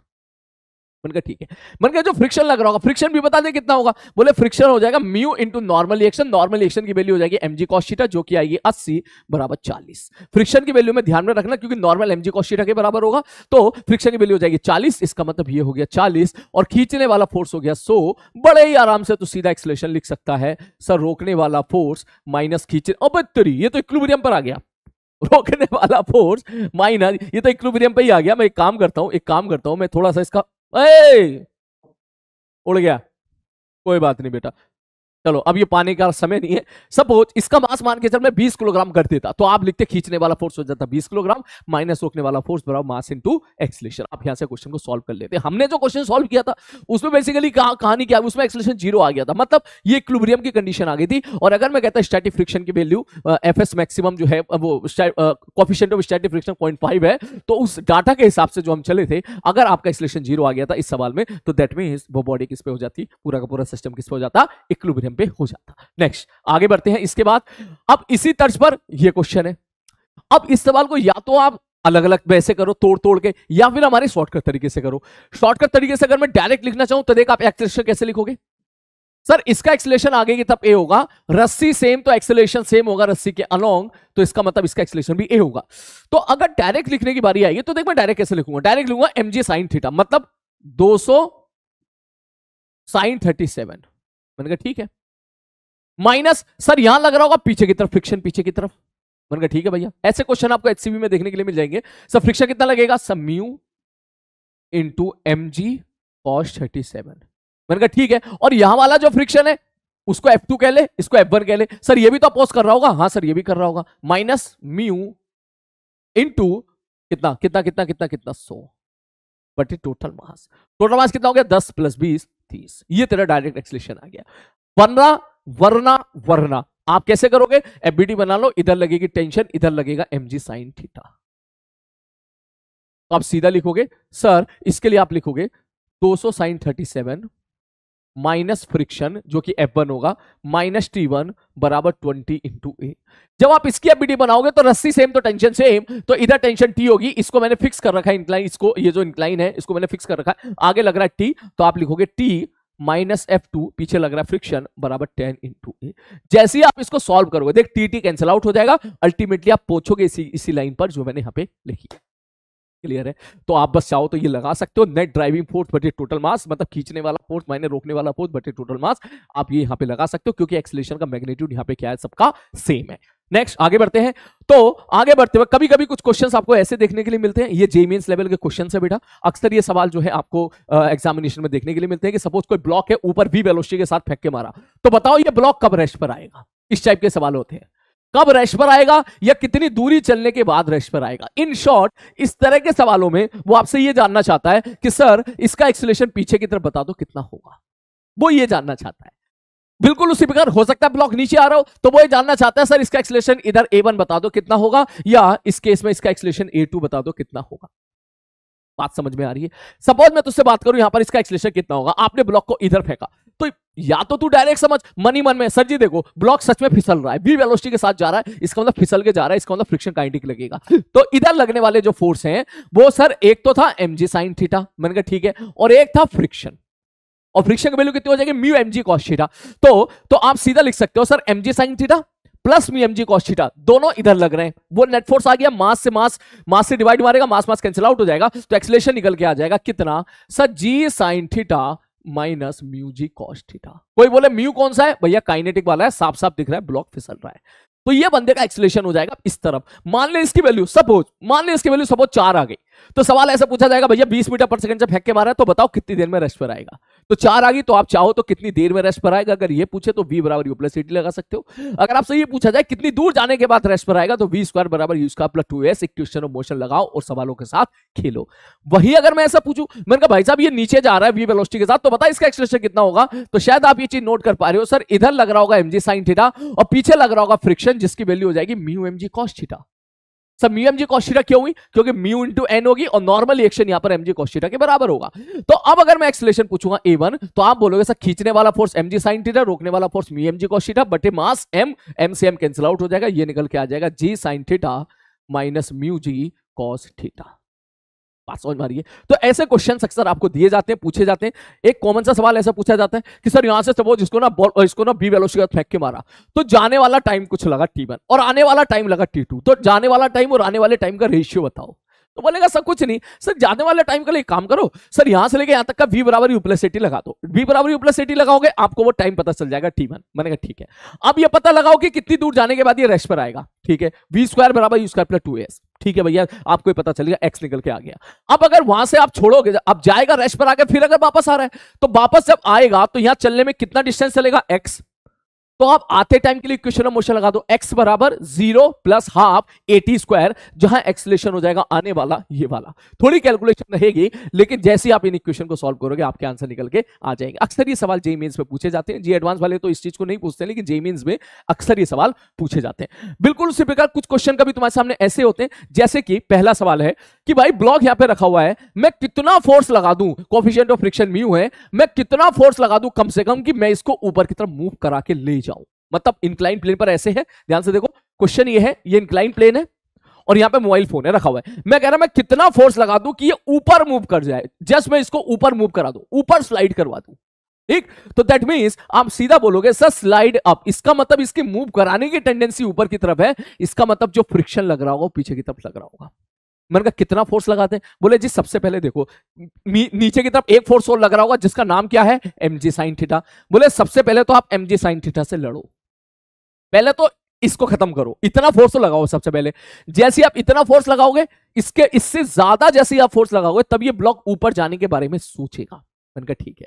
अब बोले सर फ्रिक्शन भी तो लग रहा होगा ना, मैंने कहा फ्रिक्शन कितना लगेगा, बोले सर फ्रिक्शन लग रहा होगा म्यू mg cos थीटा, ये फ्रिक्शन की मैक्सिमम वैल्यू होगी। तो अगर आप इसको मूव कराना चाहते हो तो इसकी मैक्सिमम वैल्यू को भी तो खत्म करो ना मेरे भाई। तो इसका मतलब sir mg sin theta plus mu mg cos theta, sir this plus this बराबर कम से कम इतना फोर्स तो आप लगाओ, तभी तो ब्लॉक क्या करेगा ऊपर की तरफ मूव करेगा। आप इतने फोर्स से mg sin theta cancel out होगा और ये स्टैटिक फ्रिक्शन की मैंने कौन सी वैल्यू ले ली, मैक्सिमम वैल्यू ले ली। कोई पूछे यहां पे म्यू कौन सा है, मैंने कहा यहां पर म्यू हो जाएगा म्यू एस। क्यों म्यू एस हो जाएगा, क्योंकि सर हमें अगर रखे हुए को ऊपर मूव कराना है तो इसका मतलब स्टैटिक फ्रिक्शन की मैक्सिमम वैल्यू को तो क्रॉस करना पड़ेगा ही पड़ेगा। वही कभी कभी ऐसा सवाल पूछ लेता है कि एफ मिनिमम बता दो कि ये नीचे फिसलने से रोक सको, आप इसको नीचे फिसलने से रोक सको, तो आपको लैंग्वेज करेक्ट करनी है स्लिपिंग डाउन। इसका मतलब इसकी नीचे आने की टेंडेंसी है, मतलब ऐसे नीचे की तरफ आ रहा है, मैं उसको रोक रहा हूं, दैट मींस वो नीचे की तरफ आना चाह रहा है। इसका मतलब अगर फ्रिक्शन ना होता तो नीचे की तरफ आ गया होता, तो शायद फ्रिक्शन ने भी इसको रोकने की कोशिश करी है, तो इन दैट केस फ्रिक्शन लग रहा होगा ऊपर की तरफ। ठीक है सर, इधर कौन सा फोर्स लग रहा होगा, सर इधर लग रहा होगा mg sin थीटा। आप लिखोगे F प्लस फ्रिक्शन बराबर mg sin थीटा, फ्रिक्शन यहां प्लस माइनस था, यहां प्लस फ्रिक्शन था तो वहां उधर माइनस चला जाएगा, तो F बराबर आ जाएगा mg sin theta minus friction, जिसकी वैल्यू हो जाएगी लिमिटिंग केस में म्यू mg cos थीटा। इस तरह के सवालों में देखते प्लीज अवेयर रहे लैंग्वेज के साथ कि स्लिपिंग डाउन का केस है या ऊपर धकेलने वाला केस है। इसके बाद एक छोटा सा टर्म और आता है जिसका नाम है एंगल ऑफ रिपोज, जिसका नाम होता है फिसलने वाला एंगल। देसी भाषा में उसको फिसलने वाला एंगल बोलता हूं, इसको बोलते हैं एंगल ऑफ स्लाइडिंग। मतलब सीधी सी बात है, देख मैं तुझसे बोलूं भाई ये मोबाइल फोन है, मैंने इसको यहां पे रख दिया, मैंने यहां पर थीटा है, सपोज मैंने क्या किया, यहाँ पर ये एंगल थीटा 0 है, मैंने थीटा बढ़ाया बढ़ाया बढ़ाया बढ़ाया, थीटा बढ़ाते गए जैसे जैसे थीटा बढ़ा होगा, सपोज ये कंडीशन है, तो यहां पर ये ब्लॉक इक्विलिब्रियम पर है। इसका मतलब नीचे कौन सा फोर्स लग रहा होगा, mg sin थीटा, पीछे लग रहा होगा friction, friction mg sin theta के बराबर हो गया होगा क्योंकि इक्विलिब्रियम पर है। मैं थीटा बढ़ाता जा रहा हूं, इसका मतलब फ्रिक्शन mg sin थीटा के बराबर है। थीटा बढ़ता जा रहा है तो mg sin थीटा बढ़ता जा रहा है, mg sin थीटा बढ़ता जा रहा है क्योंकि sin थीटा बढ़ता जा रहा है, और mg sin थीटा बढ़ता जा रहा है, इसलिए फ्रिक्शन की वैल्यू क्या होती चली जा रही होगी, बढ़ती जा रही होगी, बढ़ती जा रही होगी, बढ़ते एक टाइम ऐसा आया होगा जब इसकी कंडीशन जस्ट फिसलने वाली हो गई होगी। एक एंगल ऐसा आएगा जिस एंगल पर अगर मैं ले जाऊं, उसके बाद मैंने थोड़ा सा भी एंगल बढ़ाया तो ये नीचे की तरफ फिसल गया। तो जिस एंगल पर ये रखा हुआ ब्लॉक नीचे की तरफ स्लाइड कर जाता है, उसी एंगल को बोलते हैं एंगल ऑफ स्लाइडिंग या फिसलने वाला एंगल। मैं तुमसे पूछूं भाई इसकी कैलकुलेशन बताओ कैसे होगी, तो तुम बोलोगे सर जी देखो, जस्ट फिसलने वाली सिचुएशन में इधर फोर्स लगा होगा mg sin थीटा, पीछे फोर्स लगा होगा फ्रिक्शन, और आपने फ्रिक्शन की स्टैटिक फ्रिक्शन की मैक्सिमम वैल्यू को क्रॉस कर गए होंगे, जाहिर सी बात है जस्ट क्रॉस हुई होगी तभी ये फिसलना स्टार्ट करेगा। इसका मतलब सर खींचने वाला फोर्स बराबर हो जाना चाहिए रोकने वाले फोर्स के म्यू mg cos थीटा के। यहां म्यू की जगह आप लोगे mu S, mg cancel out हो गया, म्यू एस बराबर आ जाएगा tan थीटा। तो थीटा बराबर निकल के आ गया tan इनवर्स म्यू एस। इसी को हम लोग बोलते हैं एंगल ऑफ रिपोज, और यही होता है एंगल ऑफ फ्रिक्शन। मैथमेटिकली आपने एक टर्म पढ़ा होगा एंगल ऑफ फ्रिक्शन, आप नोट चेक करके देखिएगा, वो भी यही निकल जाता है। एंगल ऑफ फ्रिक्शन क्या होता है, एक ब्लॉक रख दे, आप उस पर फोर्स लगाओ F, तो जब आप उस ब्लॉक की एबीडी बनाओगे, ऊपर लग रहा होगा नॉर्मल रिएक्शन, पीछे लग रहा होगा फ्रिक्शन। मैं यहीं पे बना देता हूं। मैं आपसे पूछूं भाई साहब, एक ब्लॉक मैंने लिया है, इसका मास m है, इसमें मैं आगे की तरफ फोर्स F लगा रहा हूं एक्सटर्नल। मैंने आपसे पूछा, मैंने कहा सपोज इसकी एबीडी बनाओ, मान ले कि पीछे की तरफ स्टैटिक फ्रिक्शन की मैक्सिमम वैल्यू लग रही है। सपोज आपने ऐसा केस लिया कि पीछे जो फ्रिक्शन लग रहा है वो स्टैटिक फ्रिक्शन की मैक्सिमम वैल्यू लग रही है, वो वहां तक तू पहुंच चुका है, यहां तक पहुंचने के बराबर तूने यहां पे फोर्स लगा दिया है। मैं तुझसे पूछूं भैया इसकी एबीडी बनाओ, तो आप बोलोगे सर जी देखो, एक लग रहा होगा नीचे की तरफ mg और एक लग रहा होगा ऊपर की तरफ नॉर्मल। मैंने कहा ठीक है भाई साहब, ये नॉर्मल, ये एफएस मैक्सिमम। तो कभी कभी यहां पे सवाल पूछा जाता है what is the net contact force, तो आपको इस बात का ध्यान रखना पड़ेगा, नेट कॉन्टैक्ट फोर्स नॉर्मल भी एक कॉन्टैक्ट फोर्स है, और यहां पर एफएस मैक्सिमम जो भी फ्रिक्शन लग रहा है ये भी एक कॉन्टैक्ट फोर्स है। जब भी कभी ऐसा सवाल पूछे तो इसका मतलब समझ जाना आपसे नेट कॉन्टैक्ट फोर्स पूछा है, मतलब इसका और इसका रिजल्टेंट पूछा है, इन दोनों का रिजल्टेंट पूछा है, क्योंकि ये भी कॉन्टैक्ट फोर्स है, ये भी कॉन्टैक्ट फोर्स है। mg एक फील्ड फोर्स होता है और f ये फोर्स आपने लगाया है, तो इसका मतलब इसका और इसका जो रिजल्टेंट जाएगा मेरे भाई वो इस तरफ चला जाएगा एफ नेट। ये जो एफ नेट आया ये नेट कॉन्टैक्ट फोर्स आया है। सपोज मैं इसको कह दूं थोड़ी देर के लिए r, मैंने कहा ठीक है भाई, तो R ने नॉर्मल के साथ कितना एंगल बनाया, अगर मैं वो एंगल पूछूं तो आप सीधा लिखोगे सर tan थीटा बराबर सर परपेंडिकुलर वाला फोर्स जिसकी वैल्यू है एफएस मैक्सिमम बटे नॉर्मल। एफएस मैक्सिमम होता है mu S into normal reaction बटे normal, normal normal cancel out हो गया, ये निकल के आ गया म्यू एस। इसी को हम लोग बोलते हैं एंगल ऑफ फ्रिक्शन, या मैथमेटिकली हमने देखा एंगल ऑफ फ्रिक्शन और एंगल ऑफ रिपोज मेरे भाई दोनों क्या निकल के आए, सेम निकल के आए। तो एक सवाल और देख लेते हैं, टू ब्लॉक सिस्टम, जैसे कि आप सब लोग जानते हैं टू ब्लॉक सिस्टम वाले भी प्रोफाइल हमारे जो है काफी सारे क्वेश्चंस आपको देखने के लिए मिलते हैं। मैं यहाँ पे थोड़ा सा डेमो करके दिखा देता हूँ एग्जाम्पल के तौर पे। सवाल यहाँ पर यह है कि तुम्हारे सामने यहाँ पे दो ब्लॉक है 20 किलोग्राम का और 10 किलोग्राम के। मैंने प्रश्न पूछा कि भाई मैंने नीचे वाले फोर्स पर, नीचे वाले ब्लॉक पर आगे की तरफ फोर्स लगाया F, तो यहाँ पे भिन्न भिन्न प्रकार के फोर्स पूछे जाते हैं। मैं सारे क्वेश्चन यहाँ पर एक ही सवाल में उठाने की कोशिश करूंगा ताकि आपका रिविजन बढ़िया हो जाए। सबसे पहला प्रश्न जो बोला भैया एक्सीलरेशन का वो कॉमन वैल्यू बता दो, मैक्सिमम वो कॉमन वैल्यू बता दो कि दोनों ब्लॉक एक साथ मूव करें, पहली। दूसरा, कभी पहला सवाल आपसे पूछा जा सकता है, कभी आपसे दूसरा सवाल यह पूछा जा सकता है कि F की वो ज्यादा से ज्यादा वैल्यू बता दो कि दोनों के दोनों जो ब्लॉक हैं वो आपके सेम एक्सीलरेशन के साथ मूव करें। जैसे मैंने एग्जांपल के तौर पर देख, मैंने तो ये एग्जांपल लिया, मैंने ब्लॉक के ऊपर ब्लॉक रख दिया, दिखाई दे रहा है, हाँ जी दिखाई दे रहा है। अब सपोज मैंने इस पे फोर्स लगाया, देख होले होले, तो ये मूव कर रहा है, दोनों बिना किसी फिसला फिसली के एक साथ मूव कर रहे हैं। मैंने बहुत कम फोर्स लगाया, तो देख बहुत ही कम, सपोज मैंने 5 न्यूटन का फोर्स लगाया, तो दोनों अभी भी एक साथ मूव कर रहे हैं। मैंने कहा ठीक है। मैंने अब 10 न्यूटन का फोर्स लगाया, अभी भी दोनों एक साथ मूव कर रहे हैं, दोनों का एक्सीलरेशन अभी भी सेम है।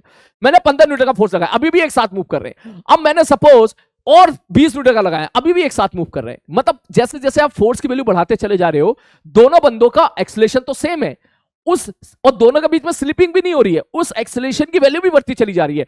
तो क्या कभी एक केस ऐसा भी आएगा कि अगर मैंने इस पे बहुत ज्यादा फोर्स लगा दिया नीचे वाले पे, तो नीचे वाले का एक्सीलरेशन बहुत ज्यादा हो गया, और नीचे वाले का एक्सीलरेशन अगर बहुत ज्यादा हो गया तो इसका मतलब नीचे वाला ब्लॉक क्या करेगा भाई साहब, नीचे वाला ब्लॉक आगे निकल जाएगा, ऊपर वाले ब्लॉक के साथ उसके साथ क्या हो जाएगी, स्लिपिंग हो जाएगी, फिसला फिसली हो जाएगी।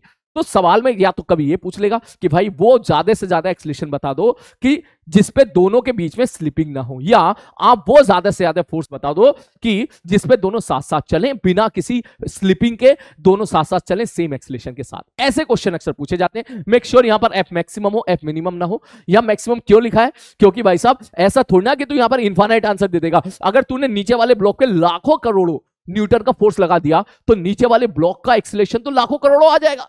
ठीक सर, कैसे आ जाएगा? मैंने कहा देख ध्यान से देख, मैं बीडी बनाता हूं। सपोज मैं 10 किलोग्राम की बीडी बनाऊं और यहां 20 किलोग्राम की बीडी बनाए। बोले ठीक है सर। सर 20 किलोग्राम वाले ब्लॉक पे आगे लगा फोर्स एफ। मैंने कहा ठीक है सर, इन दोनों के बीच में फ्रिक्शन है और यहां पे कोई भी फ्रिक्शन नहीं है। मैंने कहा ठीक है भाई। सर आगे फोर्स एफ लगाया तो इस पे लग रहा होगा फ्रिक्शन पीछे की तरफ और इस पे लग रहा होगा फ्रिक्शन आगे की तरफ। सर ये क्यों लिखा? मैंने कहा यार देख बहुत सारे तरीके। पहला तरीका, मान ले फ्रिक्शन ना होता तो ये तो यहीं रहता, ये ब्लॉक आगे चला जाता, तो इसका मतलब ब्लॉक पे कितना फ्रिक्शन लगा दोगे आप, पीछे की तरफ लगा दो। फ्रिक्शन ना होता तो ये ब्लॉक आगे जाता तो पीछे की तरफ लगा दिया, पहला केस। दूसरा, दोनों साथ साथ चल रहे थे, अभी मैंने तेरे को चला के दिखाया था। ऊपर वाले बंदे को एक्सीलरेशन कौन देगा? केवल एक ही है फ्रिक्शन, और कोई दे ही नहीं सकता। बोले ठीक है सर। मैं अगर आपसे एक प्रश्न पूछूं, मैंने कहा यार ये जो फ्रिक्शन है, इस फ्रिक्शन की मैक्सिमम वैल्यू बता दे कितनी हो सकती है। ठीक है सर, तो आप मैक्सिमम वैल्यू बोलोगे सर ये हो जाएगा sir mu into normal reaction. Normal reaction है 100 के बराबर, मतलब ये फ्रिक्शन 40 से ज्यादा लग ही नहीं सकता। इस बेचारे की लिमिट है, ये 40 न्यूटन से ज्यादा नहीं लग सकता। तो मैं अगर अब एक प्रश्न पूछूं, मैंने कहा भैया 10 किलोग्राम वाले बंदे का एक्सीलरेशन बता दे A1 कितना होगा, तो बोलेगा सर जी आगे की तरफ एक्सीलरेशन पूछ रहे हो, ये तो केवल फ्रिक्शन की वजह से होगा। तो फ्रिक्शन बटे मास m1, दैट मींस सर इसका मतलब अभी हमको नहीं पता, आप फ्रिक्शन की वैल्यू बता दो। आप जैसे फ्रिक्शन की वैल्यू बता दोगे हम उसका एक्सीलरेशन निकाल देंगे, क्योंकि फ्रिक्शन अभी स्टैटिक है, दोनों के बीच में कुछ भी फिसला फिसली नहीं हुई है। मैंने कहा ठीक है। देखा मैंने 40 नहीं रखा, अभी नहीं रखा। लेकिन अगर मैं तुझसे पूछूं, मैंने कहा भाई इसकी मैक्सिमम वैल्यू कितनी हो सकती है, तू ये बता। 10 किलोग्राम वाले ब्लॉक का एक्सीलरेशन मैक्सिमम कितना हो सकता है, तू मुझे बता दे। तो तू बोलेगा सर इसका एक्सीलरेशन मैक्सिमम तब होगा जब ऊपर लगने वाला फ्रिक्शन मैक्सिमम हो जाए, तभी, क्योंकि इसको एक्सीलरेशन तो फ्रिक्शन ही दे रहा है और इसकी मैक्सिमम वैल्यू कितनी है 40 बटे मास m बराबर 4। मतलब ऊपर वाले ब्लॉक का एक्सेलरेशन किसी भी केस में 4 से ज्यादा हो ही नहीं सकता। परंतु नीचे वाले ब्लॉक के बारे में बात कर, नीचे वाले ब्लॉक का अगर तू एक्सेलरेशन के बारे में बात करेगा तो आगे लगा रहा है एफ, तू एफ लाखों करोड़ों लगा दे तो ये तो बेचारा कितना सा है, ये तो ज्यादा से ज्यादा 40 होगा। लाखों करोड़ों माइनस 40 बटे 20 का एक्सेलरेशन लाखों करोड़ों के डायग्राम में ही, लाखों करोड़ों के डिजिट में ही जाएगा। इसका मतलब आप समझ जाओ कि नीचे वाले ब्लॉक का जो एक्सेलरेशन है वो तुझ पर डिपेंड करता है, तो जितना चाहे उसका एक्सेलरेशन उतना ला सकता है, लेकिन ऊपर वाला जो ब्लॉक है वो बेचारा फ्रिक्शन का ही मोहताज है। तो ऊपर वाले का ज्यादा से ज्यादा एक्सेलरेशन कितना हो सकता है 4, और नीचे वाले का कितना हो सकता है इन्फिनिटी। तो मैं अगर तुझसे पूछूं भाई मुझे वो कॉमन एक्सेलरेशन की मैक्सिमम वैल्यू बता दे जो दोनों एक्वायर कर सकती है, तो तू बोलेगा सर 4 से ज्यादा नहीं हो सकती। आप ऐसा समझो आप अपने छोटे भाई के साथ हो, आपका छोटा भाई आपसे बोलता है कि मेरा एक्सेलरेशन भैया मैं आपके साथ 4 से ज्यादा एक्सेलरेशन के साथ नहीं दौड़ सकता, मेरा एक्सेलरेशन मैक्सिमम टू मैक्सिमम 4 हो सकता है, मैं उससे ज्यादा 4 से ज्यादा तेज में नहीं दौड़ पाऊंगा। और आप चाहे कितना ही तेज दौड़ लें, आप चाहे 10 से दौड़ लें, 20 से दौड़ लें, 1000 से दौड़ लें, मैं अगर ऐसा पूछूं कि तुमने अपने छोटे भाई का हाथ पकड़ रखा है, बताओ तुम दोनों का ज्यादा से ज्यादा कितना एक्सेलरेशन हो सकता है कि तुम्हारा हाथ ना छूटे, तो आप बोलोगे सर जी हमको 4 से दौड़ना पड़ेगा, हम दोनों मिलकर 4 से ज्यादा नहीं दौड़ सकते। मैं अगर 4 से ज्यादा दौड़ूंगा तो मैं अपने छोटे भाई का हाथ छूट जाएगा। मतलब समझ लो नीचे वाले बंदे का एक्सेलरेशन अगर 4 से ज्यादा हुआ तो स्लिपिंग स्टार्ट हो जाएगी, फिसला फिसली स्टार्ट हो जाएगी, और दोनों के बीच में जो फ्रिक्शन लगेगा वो फिर कैसा लगेगा, काइनेटिक लगेगा। क्लियर है? तो कॉमन एक्सेलरेशन की मैक्सिमम वैल्यू अगर पूछा जाता तो उसका क्या आंसर आ गया 4। दूसरा प्रश्न उसने कहा भैया ये एक्सेलरेशन देने के लिए कितना फोर्स लगाना पड़ेगा ये भी तो बताओ, ये एक्सेलरेशन अपने आप थोड़ी ना आ रहा है, ये किसकी वजह से आ रहा है, इसकी वजह से आ रहा है। बोले ठीक है सर, तो बोले क्यों ना एक काम करो सर, दोनों ब्लॉक का एक्सेलरेशन सेम है, अगर मैं दोनों को सिस्टम मान लूं तो आप बोलोगे सर एक्सेलरेशन आप चाहते हो कि 4 रहे, तो 4 एक्सेलरेशन के लिए अगर मैं इक्वेशन लिखूंगा तो आप सीधा लिख दोगे सर एफ बराबर मास, टोटल मास 30 हो गया, इंटू एक्सेलरेशन बराबर 120। इसका मतलब यह हुआ कि 120 न्यूटन का अगर आप फोर्स लगाओगे तो नीचे वाले बंदे का एक्सेलरेशन भी 4 होगा, ऊपर वाले बंदे का एक्सेलरेशन भी 4 होगा। ठीक है, अब अगर मैं ऐसा प्रश्न पूछूं इसके बाद इसका आंसर कितना हो जाएगा सर 120। इसका मतलब अगर आपने फोर्स की वैल्यू 120 से कम लगाई या 120 लगाई, तो इसका मतलब क्या हुआ सर, यहां तक दोनों साथ साथ मूव करेंगे, साथ साथ मूव करेंगे, इसका मतलब A1 बराबर A2 हो जाएगा। नो स्लिपिंग, कोई फिसला फिसली नहीं होगी। आप लिख सकते हो दोनों कैसे मूव करेंगे, साथ साथ मूव करेंगे, अगर फोर्स की वैल्यू 120 या 120 से कम है तो। लेकिन अगर मैं ऐसा कह दूं भाई साहब आपने फोर्स की वैल्यू को 120 से ज्यादा लगा दिया, बोले अब क्या होगा?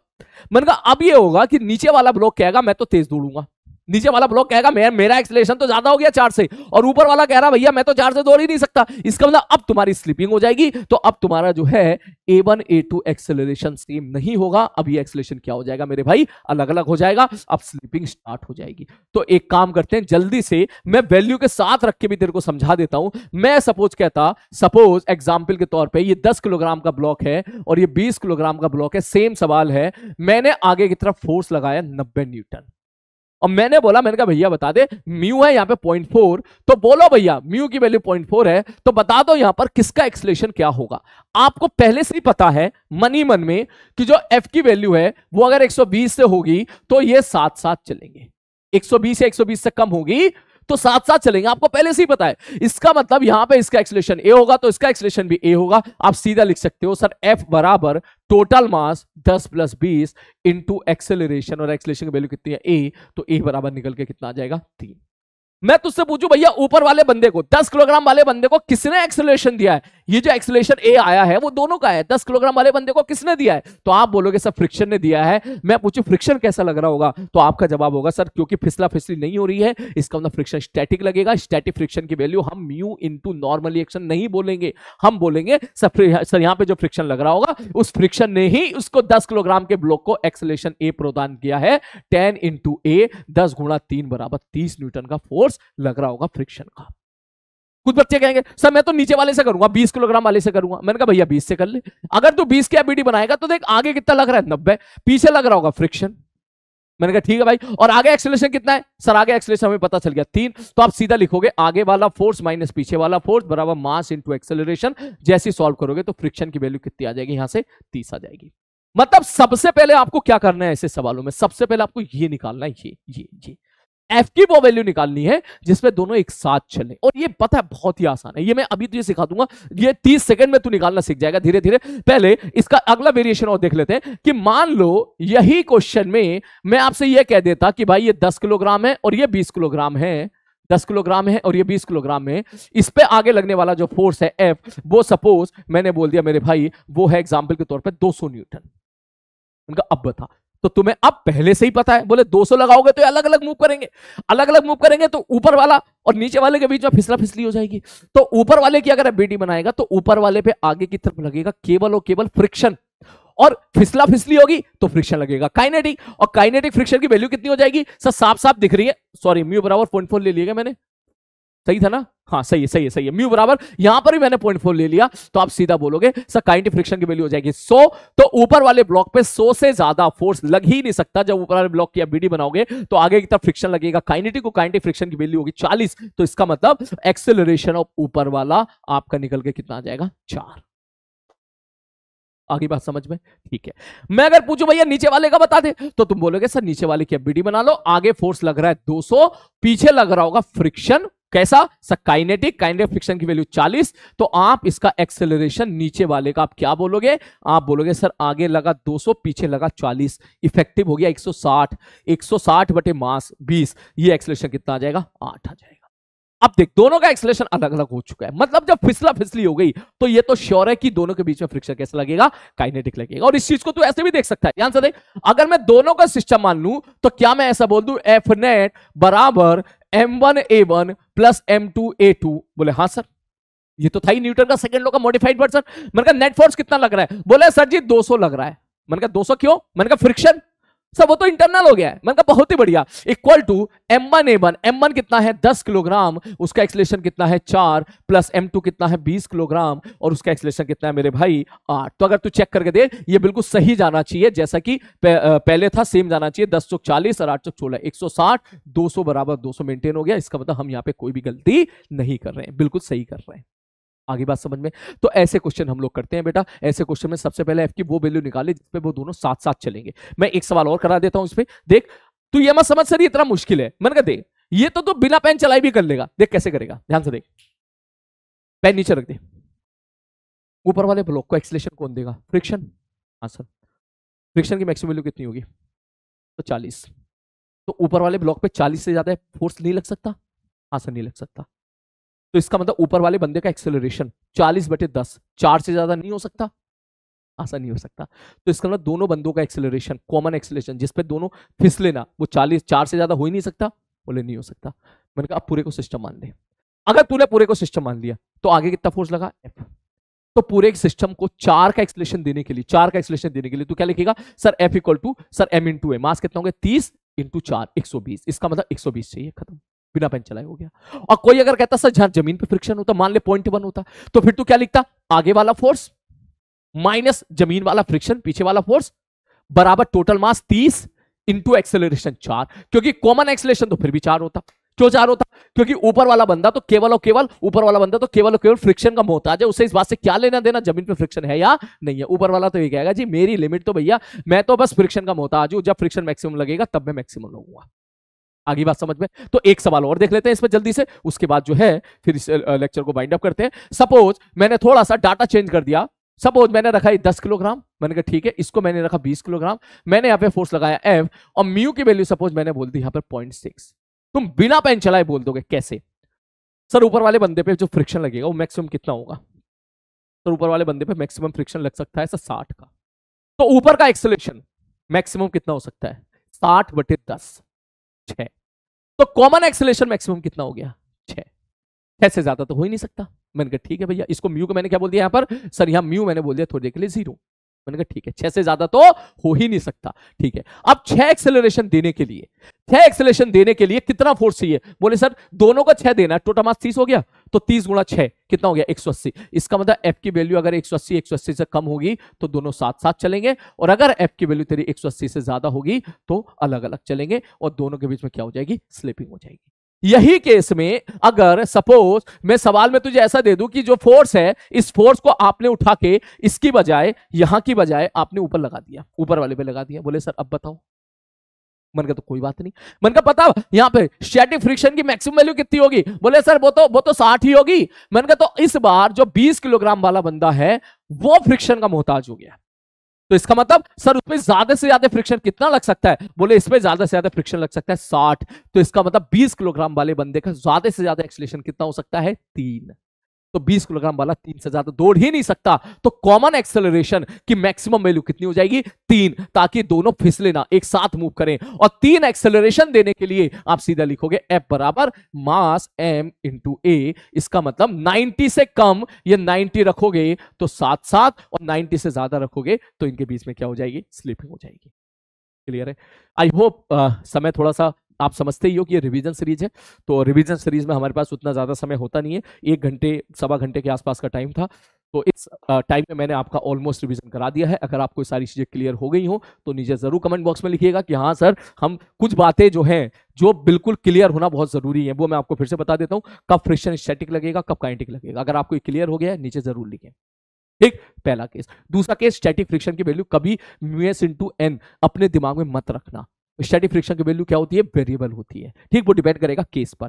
तीसरी बात, काइनेटिक फ्रिक्शन कांस्टेंट होता है, म्यू के इंटू एन होता है। इस बात का भी ध्यान रखना है, काइनेटिक फ्रिक्शन तेरा क्या होता है? कांस्टेंट। और इसमें जो एन है, एन पे भी ध्यान रखना है, कभी कभी नॉर्मल एमजी के बराबर नहीं होता, नॉर्मल जो है कभी कभी बदल जाता है। बस इतनी बातों का ध्यान रखो। एक फोर्स और पड़ा है, फिर मिलते हैं अगले सेशन की तरफ। टेक केयर, पढ़ते रहिए, और हाँ समझ गए होंगे।